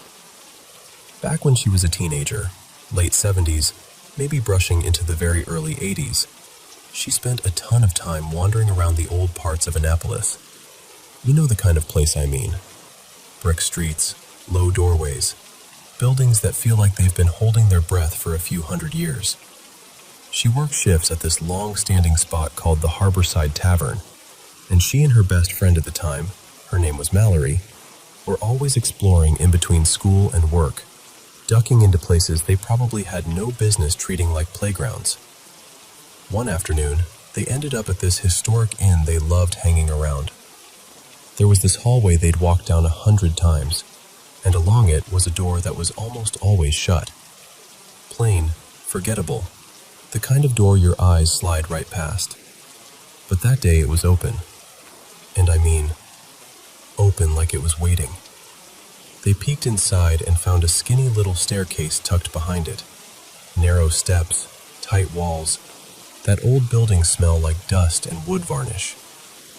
My mom called up the stairs, half joking, like, "Hello? Anybody up there?" And a man answered, just like that.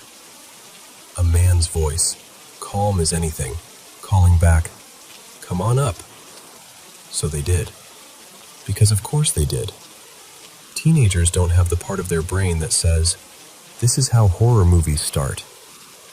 At the top was a small upstairs room, pretty bare. No cozy furniture, no signs it was meant for guests. It was daytime, early afternoon, and even though there were light fixtures, none were on. The room was lit only by that flat, pale daylight coming in through the window. And there he was, an older black man, sitting quietly like he'd been there all along. He didn't seem angry that they'd wandered up, more puzzled, like they'd shown up somewhere they weren't expected to be able to reach. They talked for a bit. My mom said the whole conversation felt oddly normal, like meeting someone's uncle in the back room of a shop. She told him they'd never been up there before, and he kind of nodded, almost to himself, and said, "No, I guess you haven't." Then he mentioned that he did his work up there. My mom couldn't quite tell what he was working on. He had small hand tools, the kind you'd keep in a pouch or a box, and his hands were busy with something out of view. He was dressed simply, nothing fancy, nothing that screamed employee, just plain clothes, like he could have stepped out of any era. And there was one detail she always hesitated to say out loud, because it made her feel cruel even remembering it. But she couldn't forget it. She said part of his nose looked like it was gone. Not an injury exactly, more like it had worn away over time. As a teenager, she didn't have the vocabulary for it, so in her head, she latched onto the scariest explanation she could imagine. Some old illness, something biblical, the kind of thought that makes your skin prickle. Still, she said he was gentle, even kind. At one point, he invited them to the window, encouraged them to look out at the street below, the way you might show someone a view you love. They leaned over and looked down at people passing, cars rolling by, the ordinary world moving like nothing strange was happening one floor beneath it. When they finally left, he told them they could come back any time. He sounded sincere. And then, almost like an afterthought, he asked them to shut the door behind them on their way out. Before they left the inn, they stopped at the front desk and casually asked the staff about the upstairs room and the older man, figuring he must be some kind of maintenance guy, somebody who'd been there forever. And the people at the desk just stared at them. No one knew what they were talking about. Not, "Oh, that's Clarence," or "He's part-time," or "You must mean the guy from facilities." Just blank confusion. Like my mom had asked about a room that didn't exist. They asked a couple workers in the back, too. Same thing. Nobody had any clue.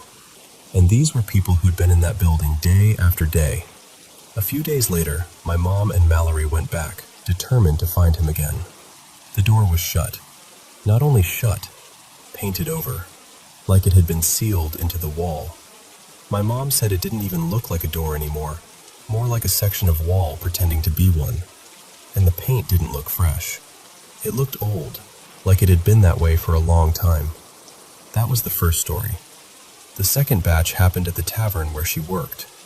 Those were less personal, I guess. More like quick flashes of weirdness that left you unsettled, and then you had to get back to chopping onions or hauling trays. One day in the kitchen, she noticed a man standing in the far back corner, facing the wall like he was doing something important. She spoke to him. Nothing. She tried again. Louder. Still nothing. And the strange part is, he stayed there all afternoon. Same posture, same spot, like he was locked into place. Finally, my mom asked someone from the front, someone who'd been there longer, who the guy was and why he was ignoring her. And the guy didn't even blink. He just said, completely flat, Oh, that's one of the ghosts. Like my mom had asked where they kept the extra napkins. Now, that one, sure, you can explain it away.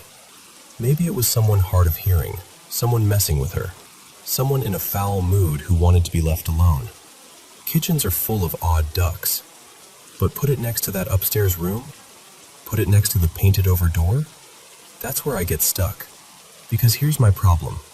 I'm skeptical by nature. My brain doesn't like ghosts. It doesn't know where to file them. I want stories to have explanations that click into place like gears. And still, my mom had more stories like this. Enough that even she didn't tell them like campfire tales. She told them the way you tell someone about a weird thing that happened at the grocery store. Matter of fact, a little baffled, like, I don't know, but that's what it was. And the worst part is, I've been around for a couple of her strange moments myself. Not dramatic, not movie style, just things that make you stop and look around, wondering if you missed something obvious. So I don't know what to do with it. All I know is, I can picture that hallway. I can picture that door standing open like an invitation. And I can hear, clear as anything, that calm voice answering from the top of the stairs. Come on up.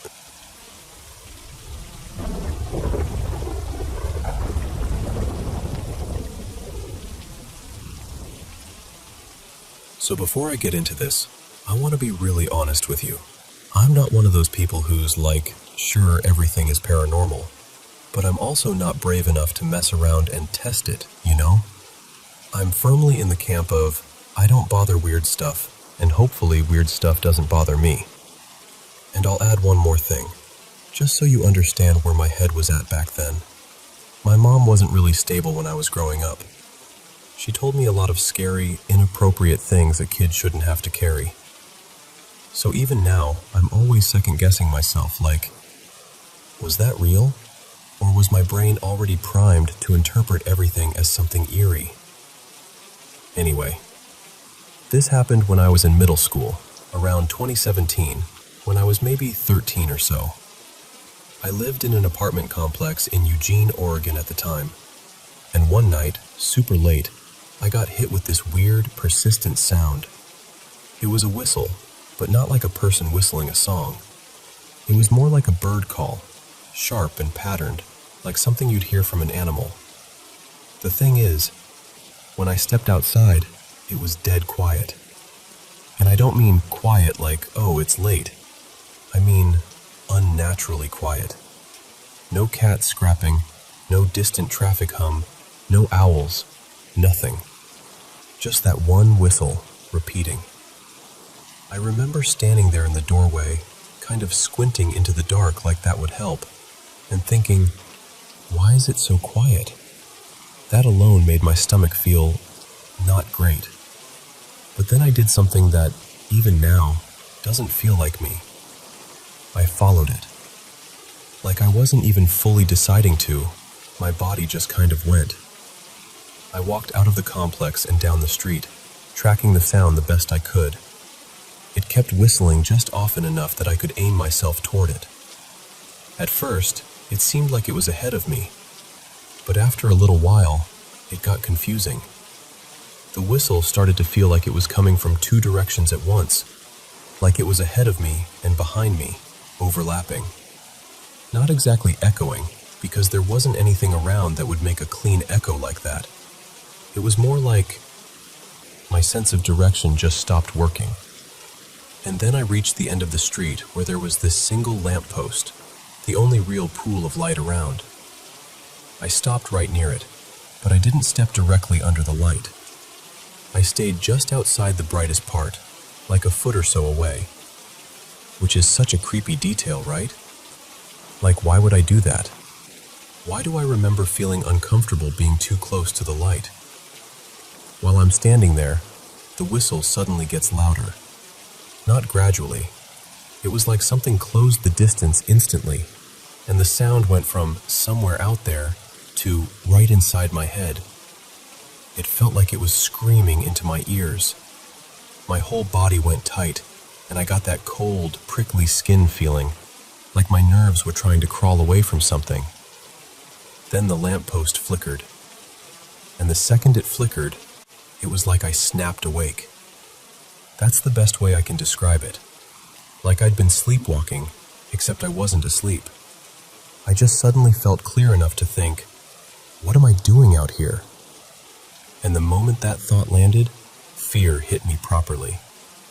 I turned around and started walking back home, fast but not running, because running felt like admitting I was being chased.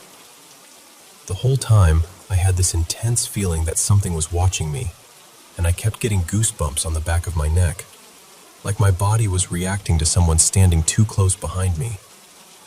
The closer I got to my apartment complex, the quieter it became, like it was letting me go.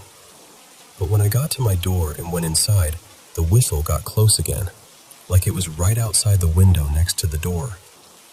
I froze for a second, staring at the blinds. Then I shut the blinds quickly, like that would block sound the way it blocks sight. And I swear to you, once the blinds were closed, it stopped. Just stopped.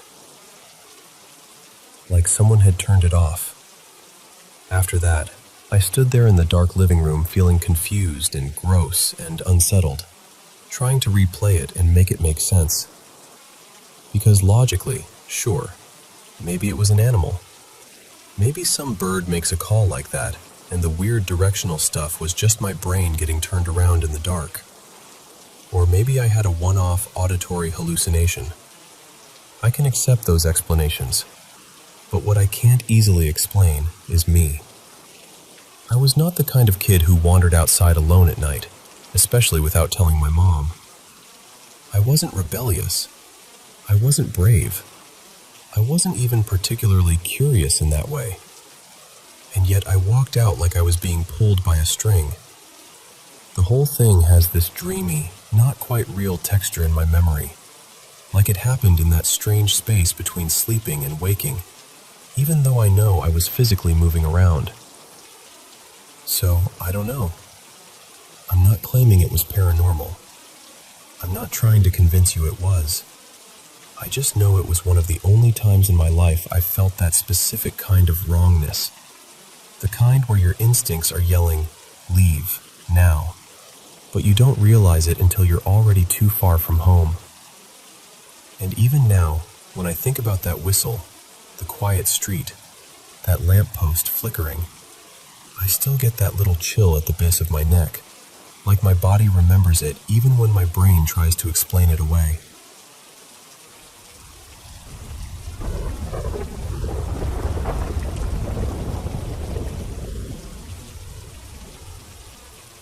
So, this happened years ago, but I'm telling you, my body still reacts like it's happening right now. When I was little, like kindergarten little, my family moved from Ohio to a quiet suburb outside Philadelphia. We stayed in that house for a few years, and on paper, it was just a normal place. Split level, beige carpet, a backyard that looked innocent in the daytime. But the first day we got the keys, something felt off. The couple selling it to us were polite, almost too polite. As we were leaving, the woman handed my mom this homemade children's book. It was handwritten, illustrated, the whole thing, about a little boy and a guardian who would watch over him and talk to him and keep him safe. My mom wasn't the type to get spooked. She'd lived in old houses, fixed them up, dealt with creaks and drafts and pipes knocking at night. She thanked them, smiled, and tucked the book away like it was just an odd little goodbye gift. But later, years later, she admitted she thought they gave it to us on purpose, like they were trying to frame what was coming, like they already knew. At first, nothing dramatic happened, just the kind of stuff adults wave off, doors that seemed to close on their own, water running when nobody touched the faucet, tiny sounds in the walls. My mom chalked it up to the house settling. She told herself it was old wood and shifting air pressure and a kid's imagination. Then one evening, we're in the living room, curled up on the couch, watching Hercules. And there's this scene where a shadowy, snarling figure comes at Meg. Apparently, because I don't remember this part myself, I pointed at the screen and said, plain as day, That's him. That's the man who comes in my room." My mom said she went completely still, like her blood turned cold in her veins. She didn't want to react, didn't want to feed into it, didn't want to believe it. But she told me later she felt this sudden wave of dread, because it didn't sound like a kid playing pretend. It sounded like recognition. After that, I remember a lot. I was the kind of kid who could spend hours in my room with stuffed animals and picture books. I'd line my plushies up like they were my little army. Bears, turtles, a battered old lion with one loose eye. I'd sit on the floor and read Berenstain Bears and Goosebumps, and it felt like my room was my whole world. Until it didn't. One afternoon, I heard my grandmother's voice, soft, close, like she was leaning right into my ear. She said my name over and over, like she was trying to coax me. "Eli, Eli, come here. I've got something for you." I popped up so fast. I was excited, smiling, already picturing her holding out something wrapped in paper. I ran into the hallway, then the kitchen, then the living room, calling out, expecting her to answer. Nobody. I found my dad in his office and asked where Nana was, and he looked up from his work like I'd asked him something impossible. He told me it was just us at home. No visitors, no one else. That should have been the moment my mom packed us up and left. But life doesn't work like that. You rationalize. You talk yourself down. You blame the wind, the pipes, the mind of a little kid. And then I started talking to someone in my room. I gave him a name, Mr. Harlan. I don't know why. It just felt right to me at the time. In my head, he looked like an old man from some old movie my parents had on once. Stooped shoulders, a long, crooked nose, the kind of face that seemed carved out of shadows. I used to talk to him like he was just there, like he was another adult in the house nobody else noticed, like he was my weird, invisible roommate. One day my mom walked in and caught me mid-conversation, sitting on the floor, staring toward the corner. She asked who I was talking to. At first, she tried to laugh it off, but I saw her eyes, how they flicked to that corner, like she didn't want to look too long, like she was scared of what she might convince herself she saw. The nights got worse. I started building these little forts in bed out of stuffed animals. I'd stack them around me like a fence, like if I had enough softness between me and the dark, I'd be safe. I didn't have the words for it back then, but I felt hunted. Every night, when my mom would kiss me goodnight and leave, I would watch the doorway in the far wall, like I was waiting for something inevitable. And then I'd see it, his shadow stretching across the room. That hunched shape, that angled nose, that posture that looked like it belonged to someone who'd spent a lifetime leaning over you. I'd pull the covers up to my eyes and whisper whatever prayers I could remember. Not because we were especially religious, we weren't, but because fear makes you reach for anything. And then the worst part became a routine. I would wake up at the exact same time. Not around the same time. The same time. Every time. 3:10. I'd bolt upright in a panic, already screaming, already running. I'd tear up the stairs toward my parents' room like something was right behind me, because it felt like it was. Most nights I never looked back, but one night, I did. I can still feel the carpet under my feet, the way my socks slipped a little as I hit the first stair. I turned my head, and there he was. Not a shadow, not a trick of light. A figure at the bottom of the stairs, fully there, like the darkness had decided to take a shape.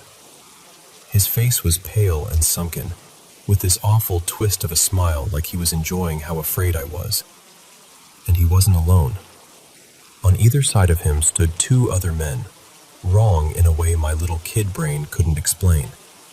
Their expressions were flat, almost bored, and parts of their faces looked unfinished, like skin was missing, like they were peeling out of something they didn't belong in. I didn't process it. I didn't think. I just ran harder. Even now, telling you this, my throat tightens like I'm about to cry. My parents thought it was nightmares, until they couldn't pretend anymore. They set up a baby monitor in my room, not to spy, just to listen, to reassure themselves I was okay. And one night, in their bedroom, the monitor crackled to life. At first it was just static, and then breathing. A man's breathing. Slow and heavy, like someone leaning close to the microphone, taking their time.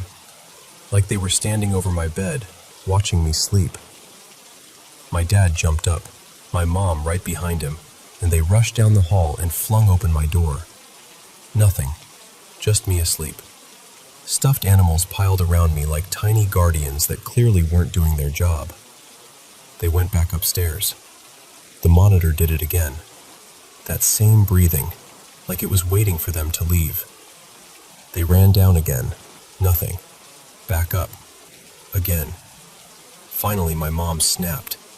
She ran down the stairs so hard it sounded like she might fall, stood in my doorway, and yelled into the room like she was talking to a person she could see.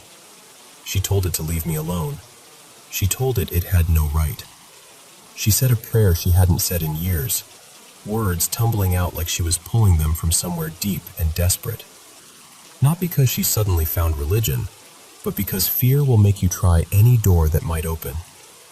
And then, not long after that, she made my dad agree to sell. A small group of neighbors even tried to cleanse their houses together, burning sage, saying blessings, trying to push out whatever had settled in.